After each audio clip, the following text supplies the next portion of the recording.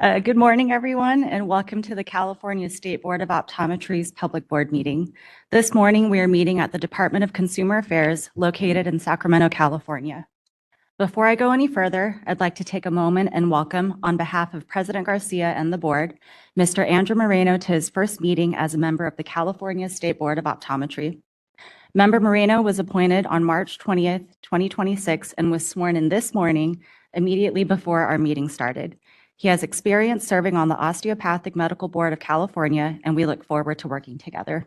Welcome.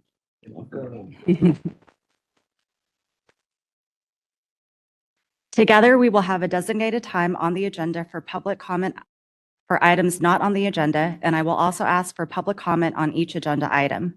I ask that you please be respectful of the need to conduct the board's business, and I want to ask all of us to please turn our cell phones to silent. This meeting is available via WebEx teleconference. However, the board is webcasting the meeting only as a courtesy to the public, and the meeting will continue even if the webcast fails, pursuant to the notice given in the agenda. Individuals listening to the meeting will have an opportunity to provide public comment and will be assisted by a moderator who will be facilitating the teleconferencing process. For those members of the public participating via teleconference, please wait until the moderator has introduced you before you make your comments. Each person will be limited to 2 minutes per agenda item. The board welcomes public comment on any item on the agenda, and it is the board's intent to ask for public comment prior to the board taking action on any agenda item. If for some reason I forget to ask for public comment on an agenda item and you wish to speak on that item, please raise your hand and you will be recognized. Today's meeting will be run according to the Open Meeting Act as required by law. We plan to end today by 4 p.m. As we do at each meeting, before we do roll and call the meeting to order, I would like to state our mission, vision, and values. The mission of the California State Board of Optometry is to protect the health and safety of California consumers through licensing, registration, education, and regulation of optometry and opticianry. Our vision is for the people of California to receive quality optometric and optical care. Our values are consumer protection, diversity, equity, inclusion, and belonging, excellence, integrity, professionalism, transparency. Now, I would like to call the meeting to order and ask that Secretary Bragg please call the roll. Member Clements. Present. Member Dawson. Present. Member Sue. Present. Member Kleppa. Present. Member Moreno. Present. Dr. Pruitt. Present. Dr. Tedder. Present. Dr. Wong. Present.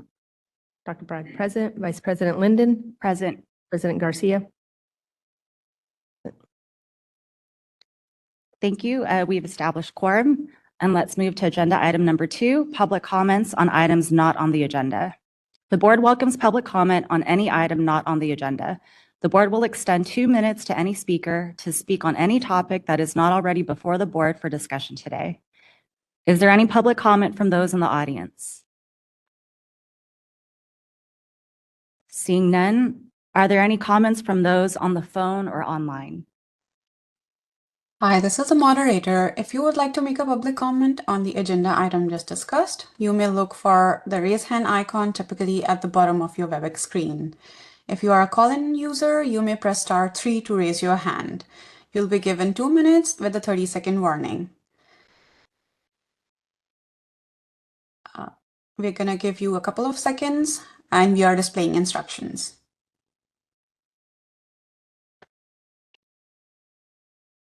I see no comments. I return the floor back to you. Okay, thank you. Let's move to agenda item number 3, discussion and possible action on meeting minutes. Members, before you today, we have draft meeting minutes from the following meetings: January 23rd, 2026, February 20th, 2026, and March 2nd, 2026. We will take each in order. Are there any additions or corrections to the January 23rd, 2026 meeting minutes from the members?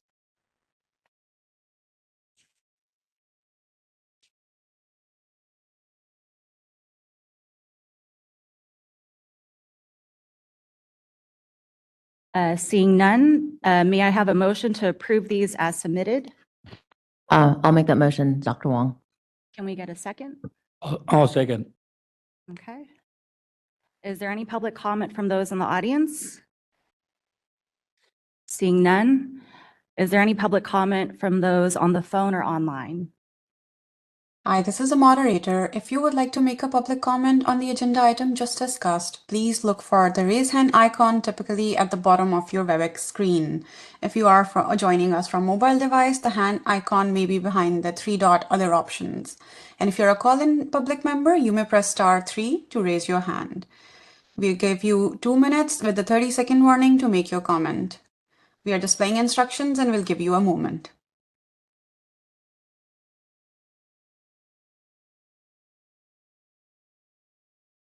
I see no raised hands. I return the floor back to you. Okay, thank you. Secretary Bragg, please perform the roll call vote. Member Clemens. Aye. Member Dawson. Aye. Member Sue. Aye. Member Kleppa. Aye. Member Moreno. I will be abstaining from the vote. Dr. Pruitt. Aye. Dr. Tedder. Aye. Dr. Wong. Aye. Aye. Vice President Linden. Aye. Okay, the motion passes. Moving on to the minutes from February 20th, 2026. Are there any additions or corrections to the February meeting minutes from the members?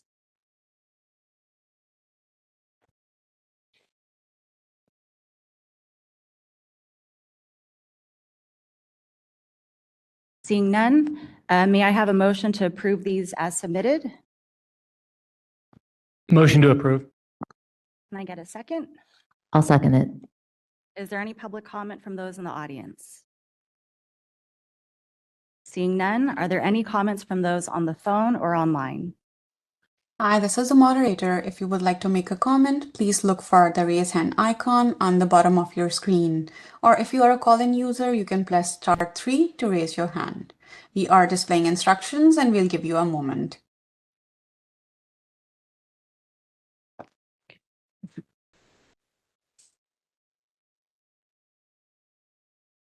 I see no raised hands. I return the meeting back to you.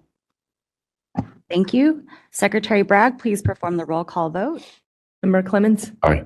Member Dawson. Aye. Member Sue. Aye. Member Kleppa. Aye. Member Moreno. Abstain. Dr. Pruitt. Aye. Dr. Tedder. Aye. Dr. Wong. Aye. Bragg. Aye. Vice President Linden. Aye. Passes. Okay, the motion passes. And are there any additions or corrections to the March 2nd, 2026 meeting minutes from the members? Seeing none, may I have a motion to approve these as submitted? I'll move. Okay, can I get a second? I'll second. Public comment from those in the audience? Seeing none, are there any comments from those on the phone or online? This is the moderator. If you would like to make a comment on the agenda item just discussed, you may look for a raise hand icon typically on the bottom of your WebEx screen. And if you're a call-in public member, you may press *3 to raise your hand. We'll give you 2 minutes to make your comment with a 30-second warning. We are displaying instructions and we'll give you a moment.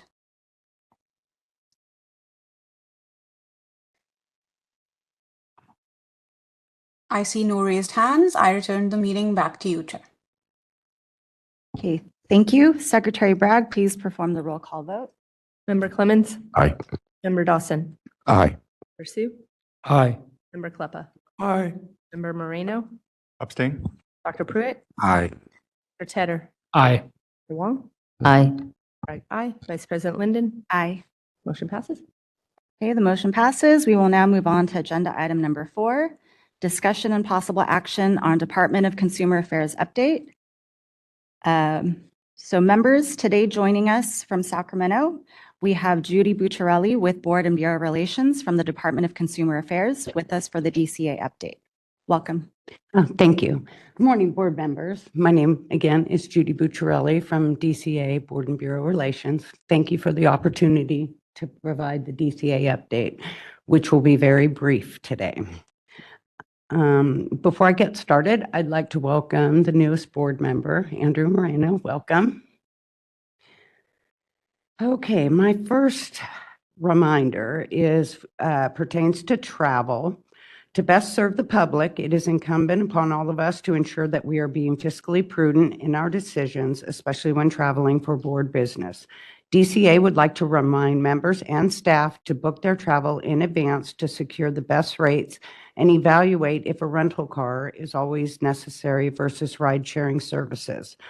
Carpooling is also highly encouraged when renting vehicles. We know there may be travel costs for board members, such as baggage charges, so please keep receipts to ensure that you can be reimbursed. If you have any questions regarding travel, please reach out to member relations at dca.ca.gov so we may assist you. I have a few training updates for members. The first one is related to unconscious bias training. DCA's training unit has developed unconscious bias training specifically for board members. This training will be added to the members' learning management system accounts and incorporated into the onboarding process for all newly appointed members.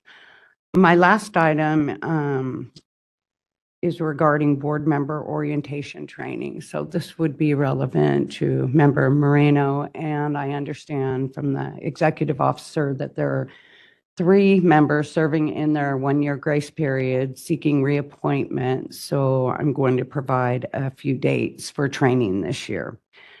Board member orientation training, also known as BMOT, is an all-day virtual training that DCA will offer on June 24th and October 21st of this year. This training must be completed by members within 1 year of appointment and reappointment to the board. Please register for the first available date to ensure compliance. Members can register for BMOT using the learning management system.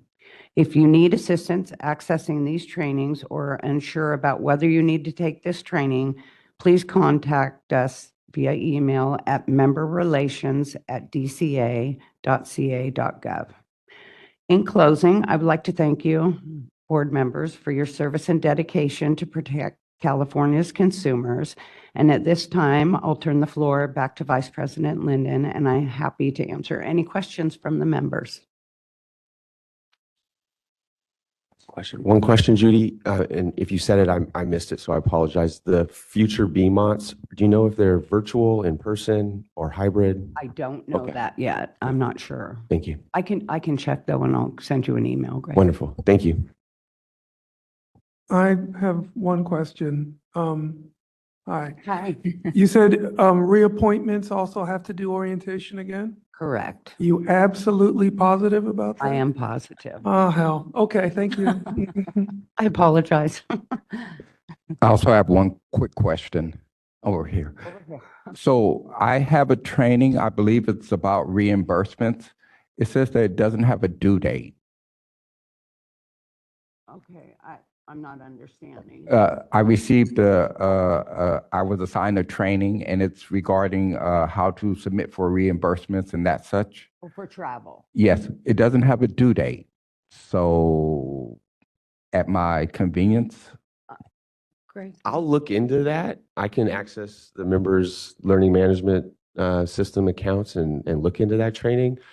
If you have that training, I would think everybody would have that training, so I'll look at that. If there's no due date assigned, then I think it is at your sort of your own pace there. But we'll look into that and then follow up with the members on that. thank you. Maybe was it an email that you received?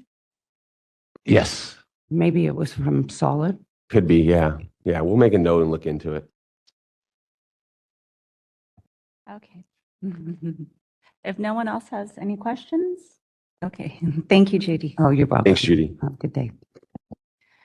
Okay, next members, today joining us from the budget office are Emily and Bradley, budget analysts. They will present the board's revenues, expenditures, and fund condition statement. So thank you for joining us.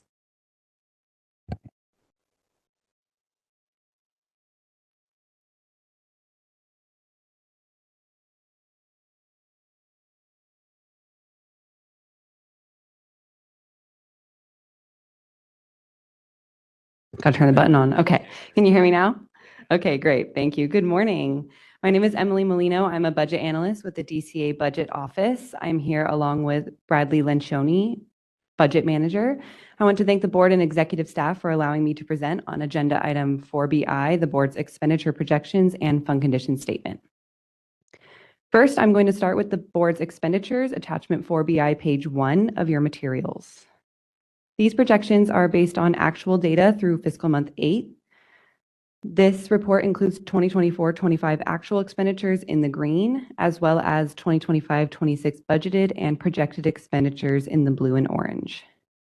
As we move to the end of the document, you will see the board had a beginning base budget of $3.887 million and is projected to spend approximately $3.272 million, creating a reversion to the board's fund of approximately $615,000 with the reversion percentage of 15.83%. The next I'm document, sorry to interrupt, but when you guys go through this chart, I can never follow you. Can you tell me where on the chart you are? yeah, so at the bottom of the document, you'll see it's in the blue at the very bottom. Let's see if I can find it here. Are your documents in color? Yes. Okay. At the very bottom, the blue, you'll see the the overall net totals. Okay, so it's third from the left on the column, right? That's correct, yes. It's the $3.887 million. That's the beginning base budget. And then if you look over in the orange, you'll see it's over 2 from the right. The 3.272, approximately $3.272 million. And then the reversion is right there next to it, the $615,000. Perfect, I've got it, thank you. You're welcome. The next document I'll be going over is the board's revenue projections, attachment 4BI, page 2 of your materials.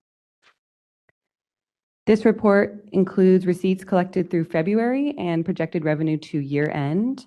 I'll go further into the board's collected revenues as we transition to the next slide. The next document is attachment 4BI, page 3 of your materials. This is the board's fund condition statement. As a reminder, we read this document from top to bottom and left to right. The left column is the board's prior year 2024-25 actuals. For current year, so the next column over, the board has a beginning base budget of $3.073 million at the top. The board projects revenues of $3.745 million with $397,000 from initial license fees, $3.038 million from license renewals, and $310,000 collected from the issuance of citations, fines, delinquent fees, and other revenue. The board's 2025-26 expenditures are based on the governor's budget with FM8 projections at $3.572 million between authorized expenditures and direct draws to the fund, leaving the board with a fund balance of approximately $3.246 million or 9.7 months in reserve, and you can find that at the bottom of the document. The Budget Office will continue to monitor the board's revenue and expenditures and report back to the board with monthly expenditure projections as we move through the current fiscal year. Just a few things to note about the board's fund condition. The fund condition is a snapshot in time. One of the main factors driving expenditure increases in future years is a result of personal service adjustments. These include general salary increases as well as employee compensation and retirement rate adjustments. The Budget Office includes a conservative ongoing 3% increase to expenditures on the fund condition statement to account for these ongoing incremental adjustments. You will also notice the revenue is projected static in the out years. I would also like to note that the board that any future legislation or unanticipated events could result in the board's need for additional resources, which would create cost pressure on the fund. Again, thank you for allowing me the opportunity to present at today's meeting, and I'll be happy to answer any questions that you may have. I have a question. Yes. Can you comment when you say through fiscal month 8 can you comment on the fiscal year the board uses? The 2025-26 fiscal year. Correct. But when does it start and when does it end? Oh, it starts in July and then it'll end in June. Okay. July 1 to June 30. So fiscal month 8 would reflect numbers through February. Okay, thank you. You're welcome.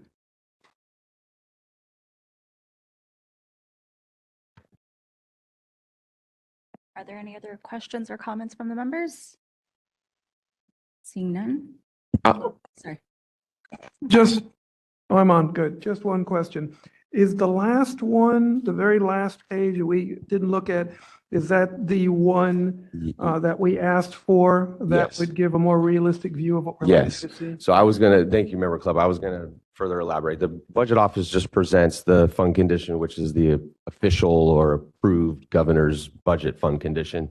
The last document in this item is what we call a mock fund condition that we've worked with the Budget Office to put together to do exactly as you just mentioned, Member Kleppa, to try to present a little bit more of a realistic or expected scenarios going out into the future years. The budget always assumes, the fund condition assumes that we fully expend our authorized appropriation. And so when you look at the budget document that was just presented, the fund condition that was just presented, and you look in the out years, so budget year 26, 27, budget year +1, you see a total expenditure number of slightly over 4 million. That assumes that we fully expend our authorized appropriation. We do not do that. As Emily mentioned, we have a reversion, so we do not fully expend toward what we're authorized to spend toward, meaning we have a reversion back to our fund. We had decided, I guess maybe a little bit more than a year ago now, to put together this mock fund condition to try to show what do we think we're more likely to spend in a realistic scenario in those budget year +1, +2, or excuse me, budget year and then budget year +1. And so that's what the last document, this mock fund condition shows. Instead of showing that we think we're going to spend 4.1 million in the next fiscal year, we show in the mock fund condition a number that's 3.7, just trying to show what we think would be a little bit more realistic. So we use a 5% expenditure growth factor going forward on the mock, and we hold revenues constant. So it's still a fairly conservative analysis, if you will, but really, again, just trying to show for you all and the public what we think we're more likely and realistically to spend. I was just going to mention, and I think you mentioned it as well, the mock review that we have here shows us in a better financial condition than the ones using the assumptions from DCA, right? That is correct. It may not always show that every time, but today, and I think for the most of the time that we've been looking at this mock, it does show that, because we expect that our expenditure on that more realistic basis is going to come in lower than what our appropriation is, what we're authorized to expend. So yes, it does show the numbers on that mock fund condition slightly improving, if you will. Comment, Greg, or question, can you comment on why that is? Is it because we're running, for example, lower staff numbers than projected, or why do you see us coming in more favorably? Historically, I think for this program, well, probably for most programs, your biggest expenditure is salaries and benefits. And it's very rare, and it has not actually happened in my almost 4 years at this program where we've been fully staffed up to whatever our number is. Right now, it's 16 authorized positions, and we have a few vacancies, right? So we're fully authorized to expend a certain number, which includes all of those positions. But if we don't have them filled, then we're realizing some salary savings and some benefit savings. And that is probably the largest component of that reversion in those savings. There's also some other categories that you might be budgeted toward, which you don't fully expend toward that number, such as attorney general costs or other items like that. But for the most part, the reversion is derived from the fact that we have those vacancies and we're not fully expending toward those salaries and benefits. Sorry, one more question. Sure. Member's question brought it to mind. Do the current projections include any of the legal fees we've incurred? Yes and no. Okay. The fund condition is a snapshot in time, right? And this is numbers reflected through February. So the numbers in front of the board at this moment do not fully account for known expenditures at the moment. I will say that they do account for a significant portion of those known expenditures, but because of just the way accounting works and the fact that this is just through February, it doesn't account for everything at the moment. And then Greg, I had a question, since we're talking about the AG. Which line item on the operating expenses does that fall under? Is it the pro rata? Are you looking at are you looking on the expenditure projection report No, on the. or the fund color- condition? Yeah, the colors of the color one, operating expenses? Yeah. I know there is a specific line item for it. It's not populated here, but just can you help? Expenditures, the expenditure totals that we were asking for? Yeah, which category? Which category accounts for the AG in the fiscal code under the? Well, AG is, if we're looking at the fund condition statement, it's built into the total expenditure. Sorry, not the fund condition statement, in the expenditure projection report. Got it. It's going to be under the CP services internal. Yes. Thank you. Mhm. And I believe, budgets help me out, that number includes not just AG, but that also includes the OAH, Office of That's Administrative Hearings, which helps facilitate the court reporters, yes, the ALJs, yes. I have a question. Yes, sir. In terms of best practices, is there a certain threshold that the board likes to maintain for months in reserve that's kind of considered healthy, that could stay in a certain number of months, and what is that threshold? Initially, we were recommending around 6 months. We bumped that up to around 12 months. And just to further elaborate on that, until January of this year, we were capped at 7 months. This was actually a sunset review item for us last year. Statute capped our fund months in reserve at 7 months, and that was a little too tight. I think most of the DCA programs are 24 months cap, and so statute in the sunset bill pushed that number back from 7 to 24, so we're allowed to have no more than 24 months in reserve.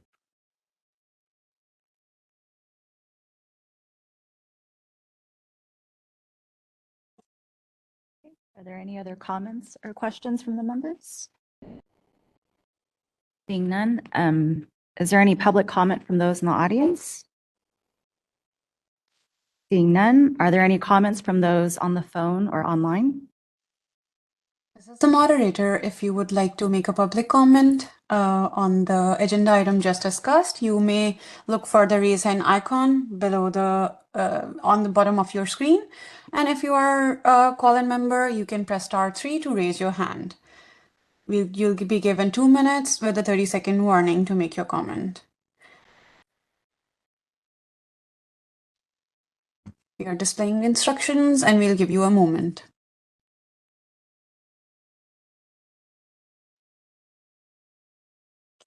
I see no raised hands. I'm returning the meeting back to you, Chair. Thank you. Thank you for presenting. Thank you. Thank you very much. Okay, so we'll move on to the next agenda item, number 5, the board president's report. And we will start with a call for nominations. The board is required to elect from its membership a president, a vice president, and a secretary. These officers hold office for 1 year or until the election and qualification of a successor. All officers may be elected on one motion or ballot as a slate of officers unless more than one board member is running per office. An officer may be re-elected and serve for more than one term. Pursuant to the board's administrative manual, the board is required to solicit nominees not less than 45 days prior to the open election of new board officers. With the next regularly scheduled board meeting set for July 10th, 2026, the nomination and timeline process are set out below. Nominations may be made at today's meeting or submitted in writing using the form below. The board's current officers have each served 2-year terms in their roles. In your materials, staff has provided a timeline for this process. The materials also define the roles of the board's officers and include a nomination form. Is there any comment or discussion from the members? And just as we open this up, I'll just give a little bit of context. this is our first time doing this in 2 years now. We did not do officer elections last year. We were going through sunset and thought it made sense to just keep those officers and that leadership in place as we were going through that process. As VP Linden just stated, these 3 officers have been in their roles now for two full years. There's no term limits, if you will, that applies to this aspect. But felt with, given the time that's gone on since we've done those elections 2 years ago, and the new members that we have, that now made sense and was a good time to open this process up. So it's a good opportunity to have a board discussion for members to engage or otherwise express interest, or perhaps rule themselves out of any interest on serving in one of these officer roles. But nominations can certainly be made today. But really what, again, today is just kicking off that 45-day timeline. So with that, I'll turn it back over to the members for any discussion and conversation. I noticed that we are missing our president Yes. today, and so my question cannot be completely answered, but I am curious about the intentions of the 2 leaders who are in the room, and if anyone can transmit along President Garcia's intentions or desires to remain or depart in his role with certainty. I'd love to hear that as well. And I personally feel we're being well served right now. Thanks. I don't want to speak for Jeff. I do not personally know his intention one way or the other here. I think I just would have to leave it there. But I do know he was obviously fully comfortable with this item being presented and being open fully to you all as members to otherwise engage and discuss. I would love to hear from Uni and Stacy about how they're feeling about what they're doing and whether they'd like to continue in their roles. Yeah. Yeah. I finally now just got down the voting, so I'm very comfortable with it. So, yeah, I'm happy doing it. Unless there's other members that want to take over, we'll call on me, but I like it. I'm happy to continue serving in this role as well. So my question is, do they need to be reelected or renominated if they're comfortable serving? And as the member said, I feel we are well served. I think yes. I think given the fact that we haven't done this in 2 years, we should sort of redo it, right? Reestablish it. If the 3 officers wanted to stay the same, I would still say the same thing. We should still reestablish it because it's been 2 years. And I'm looking at counsel. I think he's nodding in agreement. So, yeah, just go through the formality of it. Yeah. So I'm fine. Since it doesn't seem like there's a lot of contention, we can just probably do a slate nomination. Well, I'm just going to go ahead and make it formal since President Garcia is not here. I'm going to volunteer him. I'm going to nominate Stacy Bragg for secretary, Uni Linden for vice president, and Jeff Garcia for president. I second that excellent slate. So we'll make note of that for the record. Again, the period is still open, so just because we have a nomination in a second doesn't foreclose that. There's still an open nominated period, and any one of the 3 folks could, of course, have changed their mind. Anybody else could certainly step up if they were so inclined. So we will establish, I think, the 45-day period. Council, do we need a vote to do that? I was just wondering about that. It's been 2 years, and I don't remember what we did 2 years ago. Also, too, it's not a vote to elect them No. at this point. So I think it's just a nomination. It's a nomination. What did we say in our admin manual? Do you remember off the top of your head? I don't remember off the top of my head. I'd have to go look at it. Look at that real fast. Do you have a current one that we just did easily available, Greg? I'm going to pull one up. Can you send it to me if you have it? Yeah, give me a moment.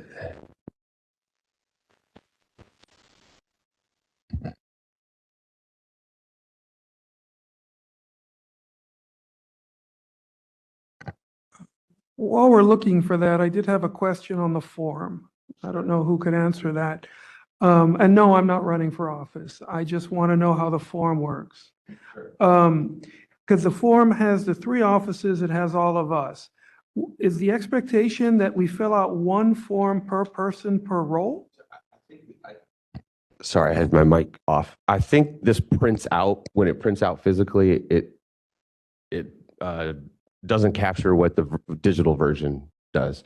The Okay. digital version of this is fillable bubbles, a dialog box that you can type in. It's a Okay. more interactive document, the one that's included on your online materials. I think when it prints out just the way it prints out. I don't know if that answers your question. Looking at the form, my guess is you will be like president, and then you do the nominee, Okay. nominated by you, and then just repeat that for VP and secretary. All right, so 1 form per person per role. That's my guess, looking at how this form is and just filling out lots of forms in my life. I haven't looked at it online, but that would be my guess. No, that makes sense. I just wanted to know how we were going to run that if someone else wanted to be nominated. Oh yeah, that's a fair question. So Mhm. just follow the law as you go online. Makes sense. And then are they submitted online? Yeah, you would just email them to, Oh, email. yeah, submitted an email to me. Okay, got it. Council, there's nothing about a vote for nominating or anything. I think it's probably just a nomination at this point, because also too, if we have a form, you won't be voting on that too. They're just nominated at that point. So I think the vote will take place. Past history, we've always just nominated. Oh, that works. That's helpful. Thank you. Question, is the second newest member of the board, is this something that's done annually, or what's the typical timeframe? In the past, we have done it annually. I mean, during just my tenure in this role, we have done it annually. The only time we didn't was just last year because of sunset review. We just thought it made sense just to keep the same officers in place that were part of that sunset process. I know you weren't on the board when we established the sunset work group, 2-member work group, and it was made up of President Garcia and VP Linden. So keeping that continuity after the report was submitted into the legislative cycle dealing with the sunset report and keeping that work group sort of in place, I think made sense just as we were navigating those policy waters. But now we're past all of that, right? And members have served in those roles for 2 years. We're not required to open this up every year. But I think, again, given the 2 years, I don't know, about half the board is different now, I think, than when we established the current officers 2 years ago. It just makes sense to give everybody an opportunity to chime in. Okay, I agree. Thank you.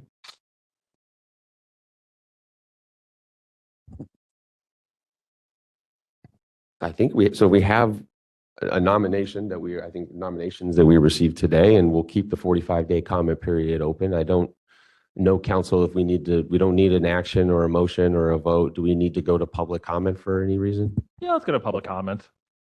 Okay. Is there any public comment from anyone in the room? Seeing none, is there any public comment from anyone on the phone or online? Hi, this is the moderator. If you would like to make the public comment on the agenda item just discussed, you may look for the raise hand icon, typically at the bottom of your WebEx screen. If you are a dial-in user, you can press *3 to raise your hand. We are displaying instructions and we'll give you a moment.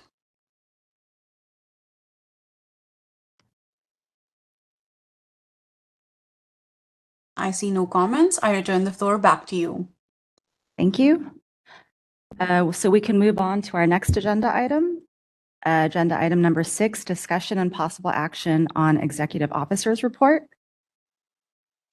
Wonderful. Thank you, VP Linden. I will handle the first item here, 6A, which is the program update, and staff will be assisting with a few of the other items. But the first item, again, is agenda item 6A, program update. First item in your packet. It's just more of an FYI than anything, but as part of the application and licensure process for optometrists in the state of California, the first step, and we'll talk a little bit more about this here in a few minutes, is to take and pass the California Law and Regulations exam.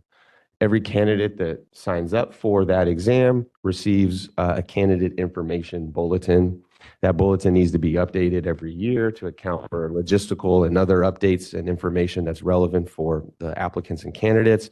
And just want to let the board and members of the public know that we are working with the department and our exam vendor to update that bulletin. This is, again, a document that is sent to all applicants that sign up for the exam. As of January 1st this year, this is distributed via email. So we want to make sure that we have this updated for the candidates. The second item is a staffing update. Very excited to announce Julieta Castillo as the board's new receptionist. She started about 2 months ago now, and she's really hit the ground running with our program, onboarding with myself and management, and really working hard, learning everything about the board. I wish she could be here today, but I know she's online listening, and she's at the board office helping staff that right now. So we're really excited to have her. She put together these packets for you today and tabbed them up, and really excited to get that position filled. As I think the board knows, we had struggled for some time with recruitment on that vacancy, and just couldn't be more thrilled that we have Julieta in that role now. In that same sort of vein, but on the opposite side of bringing staff in, Christina Eklund is retiring at the end of this month, April 30th. Ms. Eklund is our longest tenured employee with the Board of Optometry. She's been with the board for nearly 20 years. And those of you who have served on the Practice and Education Committee at any time, she's the individual that has put together all of those packets, all of those course reviews, all of those materials that you are looking at in your role on the PEC. She also does our board minutes and a few other administrative tasks as well. So we're excited for her and her retirement. She's going to have her hands busy. I think she's got a new grandbaby coming. So we're very excited for her, but also going to be needing to commence the recruitment for that position as well. A copy of the current organizational chart is at the end of this item in attachment A. And you can see in that org chart the 16 authorized positions that we have with the vacancies. And I'm happy to, at the end of this item, answer any questions that members may have regarding the org chart. Just some publications, communications, and outreach items to share with the board. Our spring newsletter is in development, well underway. Expected to release that next month in May. We recently provided some licensing presentations to students at optometry schools in California, presented to the fourth years at Western last week, and then also had a great visit with the third years at the University of California, Berkeley with Member Wong, with Dr. Wong. And finally, for like the first time, and I have to give credit to Serena, who's right over here, I finally, in like 3.5 years, took a picture. I've been so terrible about getting in front of the students and like taking a selfie and getting some content for the newsletter. But Serena sent me a calendar item specifically reminding me to take a photo, and then I told Dr. Wong, and we made it happen. So we will have a photo of that event that we'll hopefully get to include in this May newsletter for the spring. So really good talk with both of those groups of students. And then recently I was honored to get named chair of the Bylaws and Resolutions Committee with the Association of Regulatory Boards of Optometry, otherwise known as ARBO. They meet annually in the summer. This year it's in Phoenix, Arizona, mid-June, June 13th and 14th. They finally moved the meeting off of Father's Day weekend. So I'll be happy to join them this year for that. That's the program update for item 6A. Like I said, happy to take any questions that members may have on this item. Now would be a good time. Yes, sir. A couple of questions. By the way, congratulations on your appointment. Oh, thank you. Yes. Sorry about Phoenix in June, but good and bad, right? I know. Second question. I don't know if the board has this policy. I know other agencies do. sometimes a long-serving person who retires gets some sort of commemoration certificate. Do we do that? Yeah, we'll work up, you know, a little certificate for that. I think, do we also honor her with the 20, did she get a 25-year? Yeah, there is for long tenured employees with the state of California, I think it's 25 years, they get an award, a certificate. It's not a pin, it's something more substantial. Uh, Because the Fed gives pins, so I'm hoping it's more substantial. Erica got one as well recently. I don't know how much more substantial it is than a pen, but it's recognition. There we go. Yes, I appreciate the question in the Ask Member Club, and we will make sure that we honor Christina. Thank you. Yeah. I just wanted to make a comment too. So being a longstanding member of the PEC committee, I just want to congratulate Christina. I really appreciate all the work that she's put into every single one of our packets. It definitely takes a lot of work. I also want to say appreciation from Berkeley, for Greg has come annually driven all the way from Sacramento to Berkeley to present in person to the students, and they really appreciate it. And then I just want to say thank you from Arbo as well for being chair of the committee. We really appreciate it. Sure. I'd like to comment too, Greg. I just want to, number one, say congratulations. I think it speaks to how fortunate we are to have you as the leader of the board, and to expand your influence across, the states, I think is very, very special and well-deserved. So thank you for that. Can you comment on when you present to the students at Western or Berkeley, some of the dialogue or questions, or maybe watch outs, for them around what to expect when they go through the process? Yeah. Just kind of curious what questions you hear, and any comments on that would be great. Sure. Yeah, and I'll answer the question and give a little bit of information toward it. And I think we can talk a little bit more substantively about it later on in the licensure presentation that we're gonna do. But it really depends on the year, right, of the student that you're talking to, in person versus virtual, a lot of those type of dynamics. Western was 4th year, and so that was a virtual event because they're kind of spread around, right? They're in different locations. They may be doing different clinical rotations. So they're not all necessarily in a classroom at Western listening to me. So that's a lot different than the 3rd years, which was just a couple days later from that Western talk, where we're there in person, live and in living color. The questions, I think, at the 3rd year level, they're wide-eyed, right? They had heard me talk to them in 1st year. Very basic introduction to the Board of Optometry, really just, if they leave that meeting in 1st year, I really just want them to know that we exist, right? We don't need to dive into the nitty-gritty of the application licensure process at that time. It's not on their radar, right? It's 4 years away. So that 1st year is very just high-level, basic introduction. The 3rd years, when we just talked to them last week, they had just finished NBO Part 1, I think, a few weeks before, right? So they're coming out of that, and the members of the board who are licensees remember what that experience felt like, right? And now here I am telling them about, you got to take a law exam, and you got to do this, and you got to do that. And I think it's, eyes are wide open, right? At that talk, at 3rd year talk, I really like to talk about a timeline, what we think would work for them in terms of a successful application and licensure process, right? So it's April now. You're going to be graduating 11 months from now. Here's what we think would make sense in terms of taking the law regs exam, right? Sometime between December and March of 27, you should be taking that exam, because if you fail that exam, you got to wait 3 months. And if you take it in April and you wait 3 months, now you're in the summer, right? It's past when you graduated. So we talk a lot about that. We show them some actual screenshots of what Breeze looks like, so they can start to get familiar to just the logins and to understand that Breeze is separate from the board, right? You don't actually go to the Board of Optometry and fill out your application there. You have to create a Breeze account and proceed in that way. We go over some practice questions from the actual exam, and we challenge them or ask for volunteers, I should say, to be brave enough to engage with those practice questions.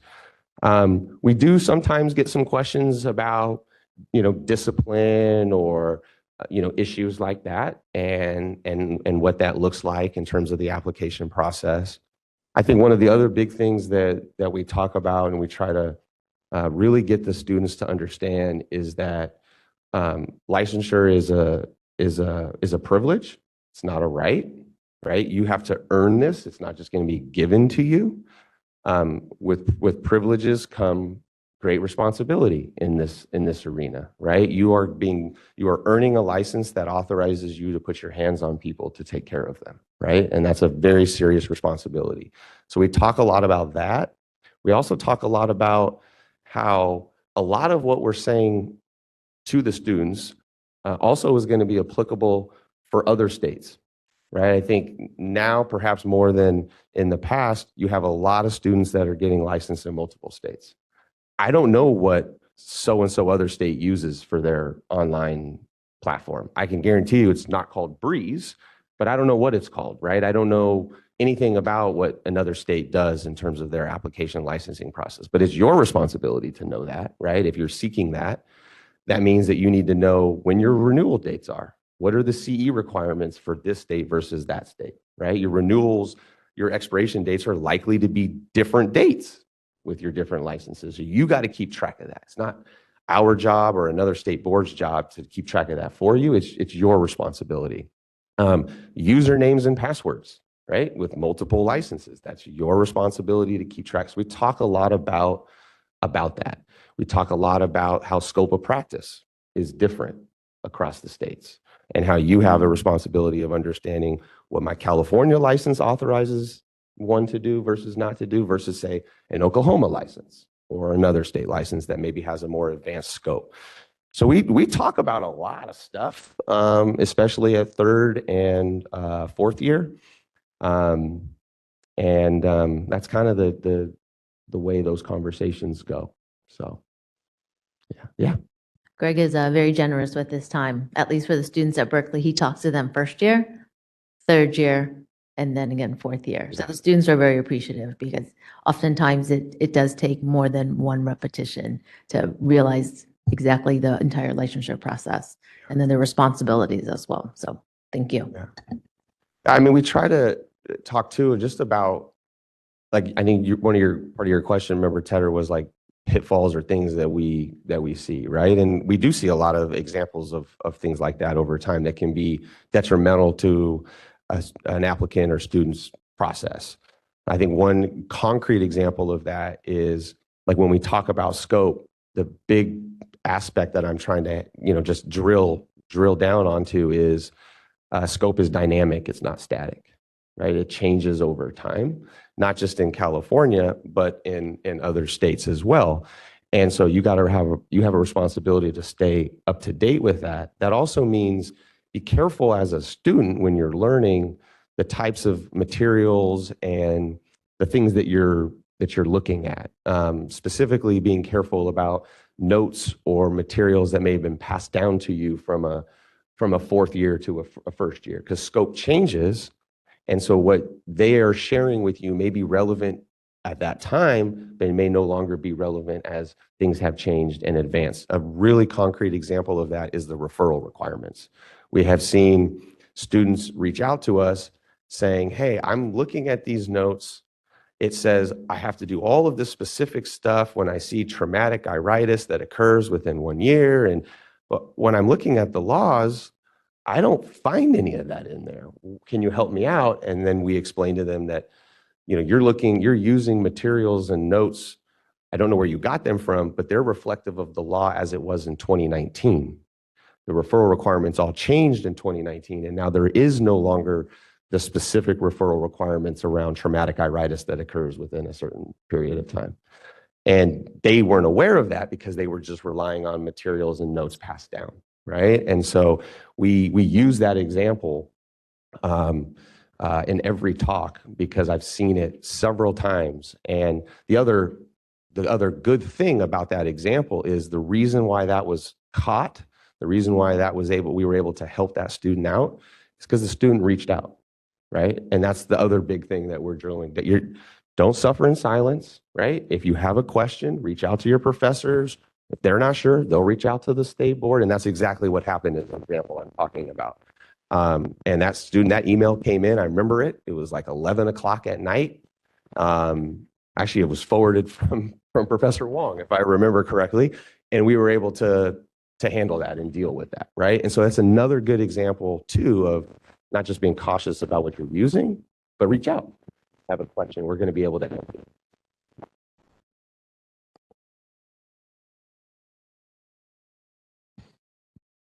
So that's a lot of information about all of that. And we'll talk more about the licensure process here in a little bit. But are there any other questions about item 6A?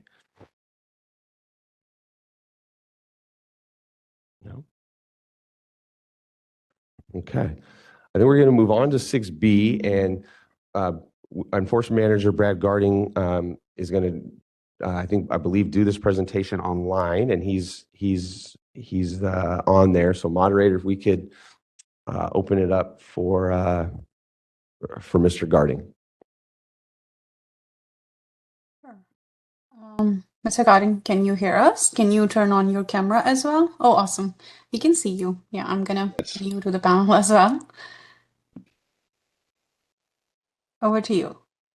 All right. Good morning, board. As always, it's a pleasure to be in front of you today, presenting our Q3 enforcement report. Just going over the type of things we've been up to this past quarter. We've seen an increase in cases received. The board received 105 optometry cases and 42 opticianry cases in Q3. Optometry cases are projected to exceed 400 for the fiscal year, surpassing the previous year's total of 390. Opticianry cases have already surpassed last year's total of 100, with 106 cases received in just 3 of the 4 quarters.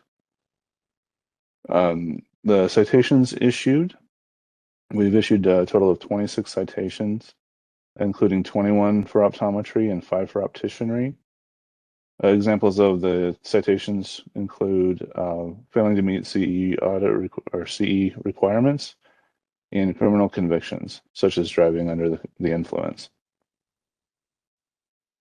Cases referred to the Attorney General. The board referred 1 optometry case and 4 opticianry cases for formal discipline. Additionally, 12 cases are currently pending at the Attorney General's office, 8 for optometry and 4 for opticianry. Probation monitoring and continuing education audits. There are currently 5 optometrists and 1 optician on probation. The CE audit showed a 73% pass rate for the quarter, and that's a marked improvement over the previous quarters, which showed 66% and 62% respectively. The audit goal remains at 7 to 10% of renewing optometrist licenses or licensees. That's the basic overview of what Q3 looked like for us. Are there any questions from the board members regarding that? See a couple questions. Go ahead, Member Bragg. Hi, Brad. Thanks for the report. I had a question on the CE, the goal audit, 7 to 10%. How close are we to that? We are at 7 to 8%. That's how it's been for the whole quarter. We track it on a monthly basis, so it's between 7 and 8%. Thank you.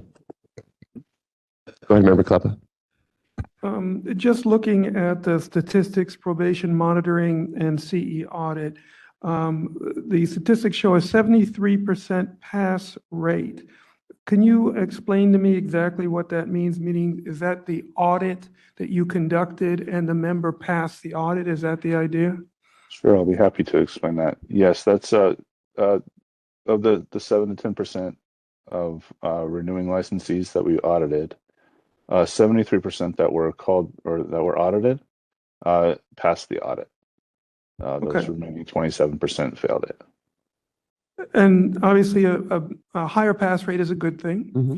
Do we know why? Do we have any basis to determine why it's improving to that degree? Are we sending out more reminders? How is that happening? Do you know? I don't think we have anything that we could point to as hard concrete proof as to why it has gone up. I think just anecdotally, I want to be cautious about what I'm about to say because it's one data point, right? It's the first time this has gone up in a while, so I want to be cautious about it. Hopefully, it continues, but I am hopeful that the messaging that has been provided at every one of these meetings, that has been provided at talks that we give to the California Optometric Association. I know that some of the professional licensees on this board have also been doing some individual work as well with their networks and just their optometry communities, just to get the word out there. I spoke at the House of Delegates meeting for the California Optometric Association earlier this year, as I have every year since I've been in this role, and at every one of those talks, CE is a huge focus. I think folks in that room were shocked to once again hear that the numbers were actually not improving; they were going down. I know that following that talk and that meeting, there were some communications that the association sent out to their membership about all of this. So I think that just a combination of the messaging and the communication could be one of the reasons why we see an increase. But again, it's just the first increase. We want to see that continue and even go up from here. I think, as I've said to this group before, really the pass rate should be 99%. I mean, there should be the occasional failure because of some odd reason, right? But this is very achievable, very doable. It's not difficult to do.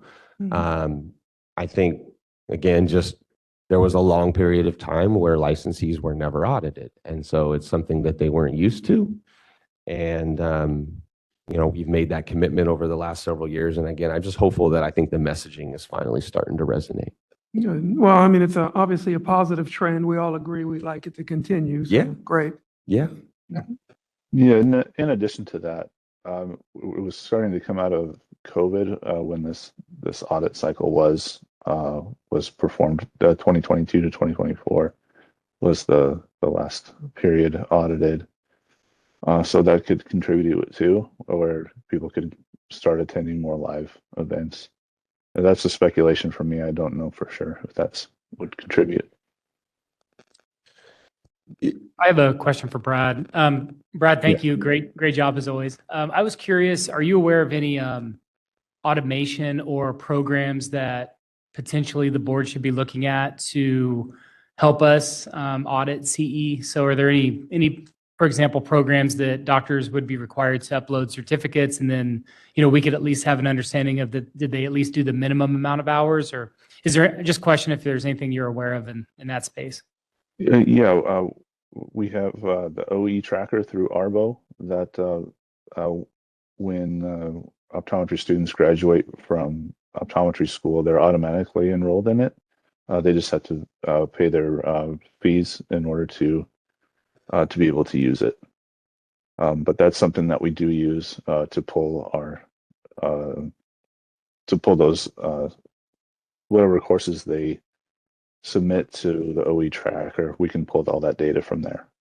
And that's optional though, correct? It is optional. Yeah, when we do audits, we if they're deficient, we'll write to them, and then they can provide certificates that way. But yeah, the OE tracker is a good tool.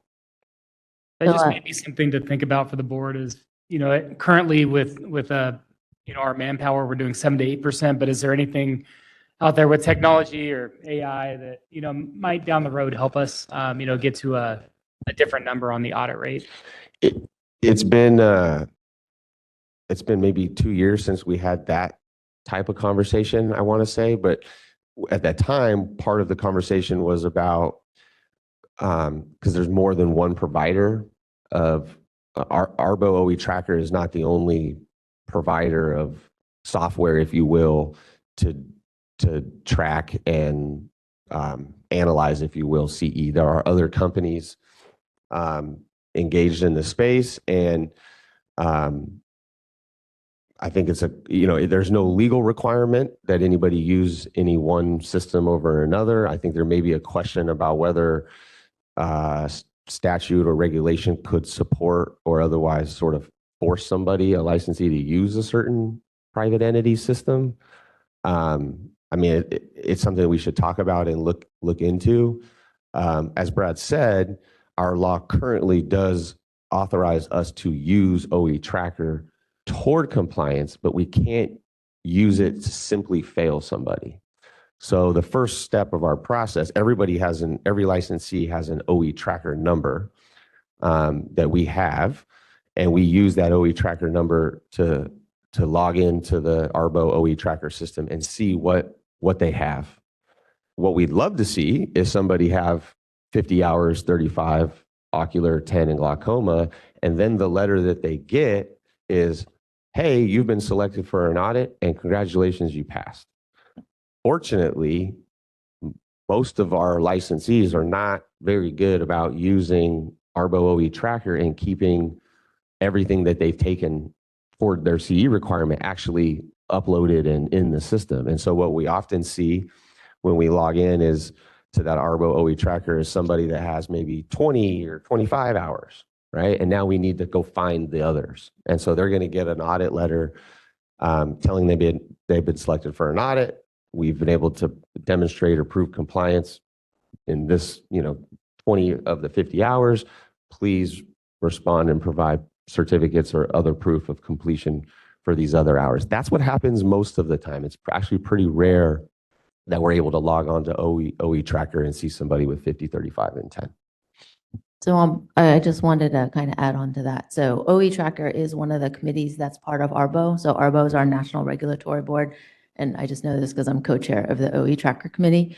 One of the nice things about OE tracker is that in some states, every single licensee is required to be enrolled into OE tracker. And there are some states that have 100% audit rate. So that could be one of the things that California should consider, especially considering our high failure rate. So but that would be a change probably in regs.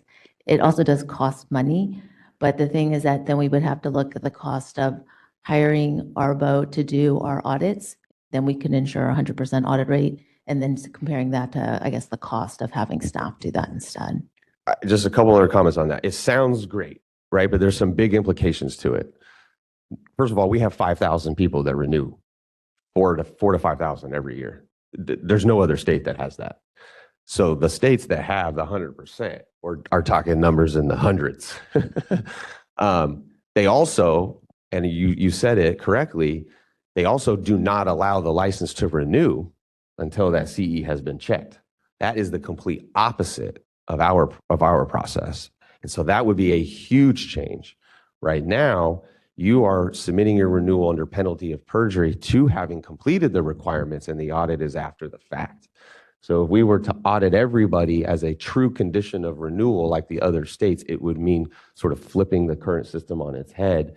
That renewal would not process until the CE was actually checked and found to be compliant. I'm not going to put new member Moreno on the spot, but I know his former board that he served on, Osteo, used to do that. They used to check every renewal for CE compliance before they actually renew the license. And I believe they have stopped doing that and moved off of that system because of the staff time and work that it took to actually do that. Now, I know they don't have Arbo OE tracker. They maybe have a different system, but that's just a couple things to think about when we're talking about this issue is just the size of our renewing licensee population and the fact that right now, if you select yes to the question asking you whether you have completed your CE, and you pay your fee to renew, your renewal is processed automatically and you're good to go. And so if we were to change that, staff would have to intervene at some point of the process to make sure that that renewal requirement of CE was met, and then the renewal would be processed. So here's another question. So on those renewal forms that our licensees are checking that box to, how many of those licensees who failed their CE audit check that box? Well, they don't know that they failed until after they've been audited and submitted it. Well, they know if they've taken their CE or not.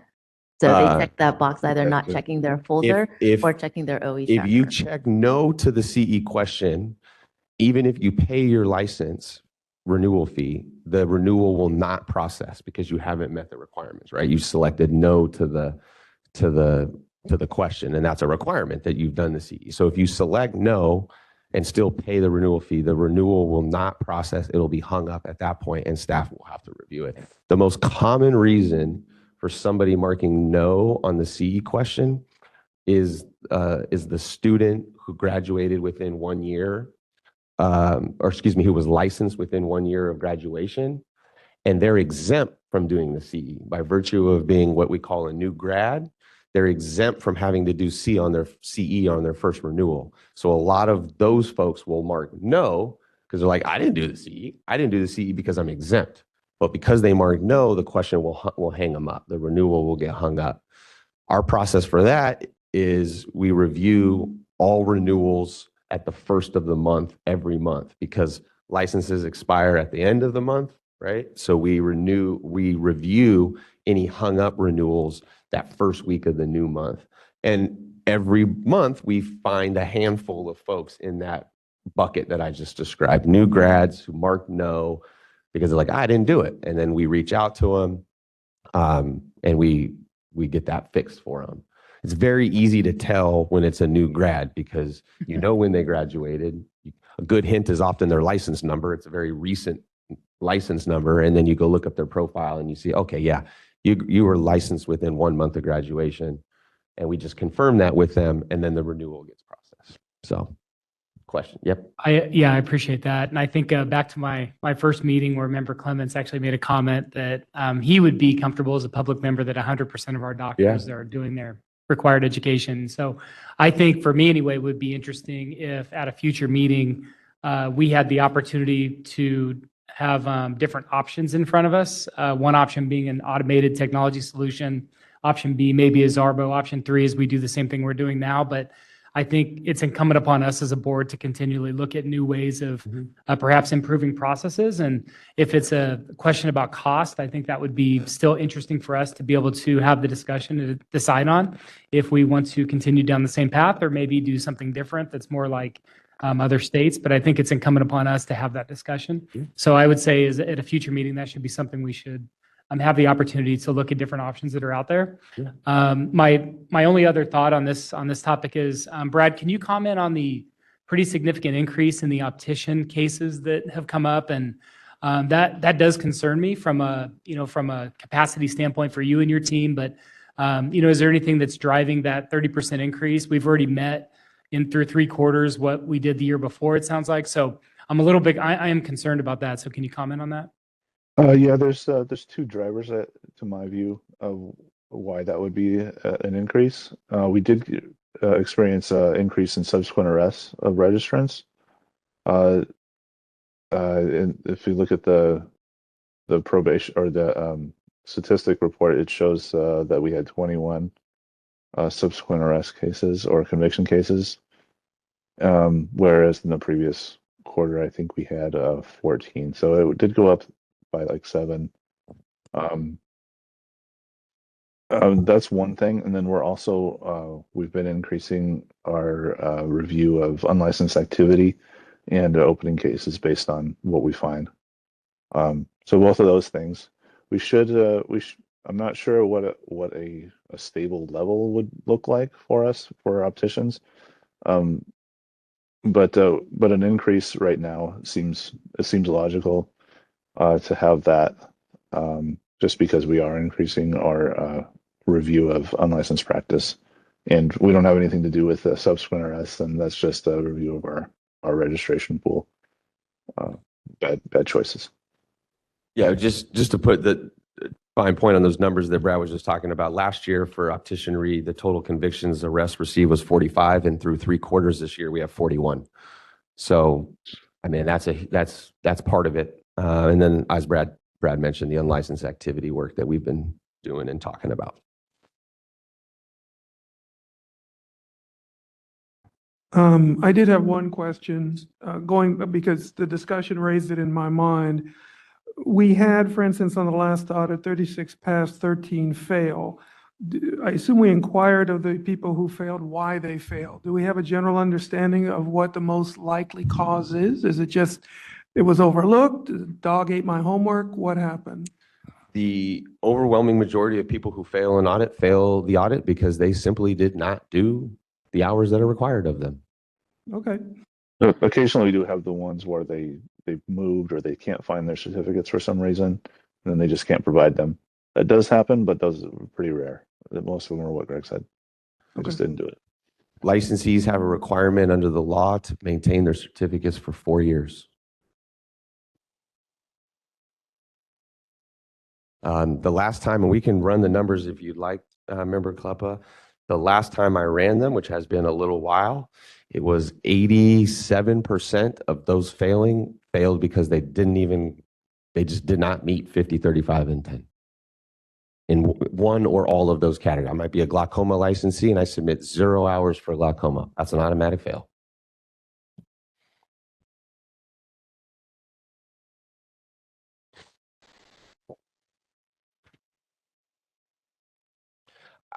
If there's no other questions on this item, Council, I'm just wondering, given the discussion and the conversation we had on 6B, whether we should open anything up for public comment or we just progress to 6C, or if you have any thoughts on that. We can open it up for public comment on, we did do A and B now. Okay, is there any public comment from those in the audience on items A and B? Seeing none, are there any public comments on the phone or online for items A and B? This is a moderator. If you would like to make the comment on the agenda item 6A and B, you would like to look for the raise hand button at the bottom of your screen.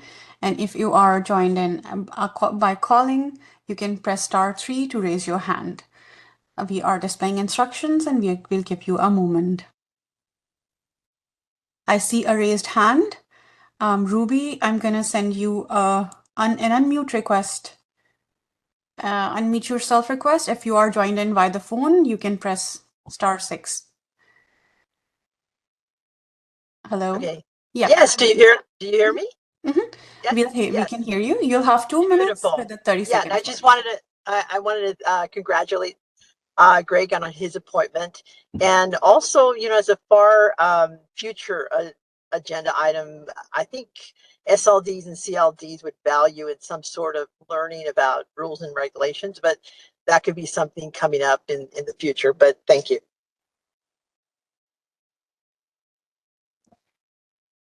Thank you.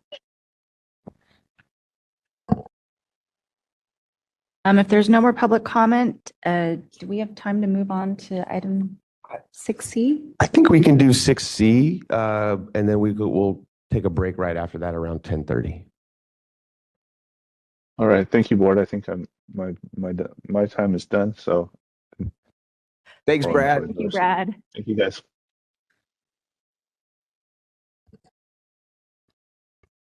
Good morning, board members. I am going to be presenting on examination and licensing programs. And first, I'm going to talk about BREEZE updates. Each month, board staff collaborates with the Department of Consumer Affairs to enhance the functionality of BREEZE system. And this is the board's licensing platform.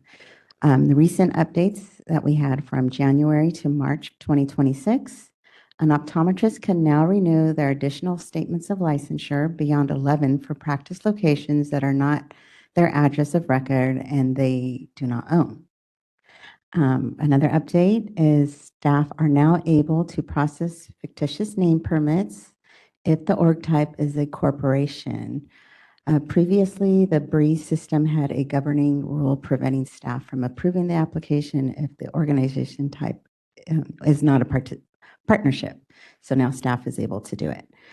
And then for future BREEZE updates, currently new licensed optometrists receive a letter once their license is issued. This letter was outdated, so the decision was made to remove the letter and replace the notification with an email. This email should be triggered once the initial application is approved. So that's all I have for the BREEZE updates. This next item is internal cross-training. With a small team of licensing and administration analysts and support staff, it is critical that the staff are cross-trained in the major licensing processes and functions. Ensuring there is a trained backup helps the unit to remain stable and functional, prevents bottlenecks, provides coverage during absences or high-volume periods, and improves teamwork and long-term continuity. Over the previous quarter, staff trained on the following tasks and processes. For optometry licensing, we trained on initial licensure, verifications, NBO score reports, Parts 1 and Parts 2 workflow, fictitious name permits, statement of licensures, retired and retired volunteer, continuing education course requests. And then for the opticianary licensing side, we've trained on spectacle lens dispenser registration, contact lens dispenser registration, dispensing ophthalmic business registration, and non-residential ophthalmic lens dispenser registration. So I'm really proud of my staff for those that have been doing the training and just the staff that have been taking notes and learning the processes too, as well as myself too. So the next part is we have the statistical review for quarter three. For quarter three, fiscal year 25-26, the board approved 34 requests for verification letters, 17 applications for retired status, and 5 for retired volunteer status. And then in our packets, we have the attachment 6CI, which is a statistical review of the second quarter of the current fiscal year. And then attachment A shows the number of applications received and approved by type, and application B shows the number of licenses by license type and the license status. And this data is as of March 31st, 2026. Attachment C contains the graphs that illustrate the number of applications processed along with the average processing time. These are shown by month and then by quarter, and the data presented is as of March 31st. So, Great job, Erica. thank you. Couple things I just wanted to further elaborate and opine on, and then any member questions. Some of the recent updates that Erica mentioned are really like things that are invisible to the licensee. They don't really know. For example, that we had a business rule that actually prevented us from approving their corporate FNP application.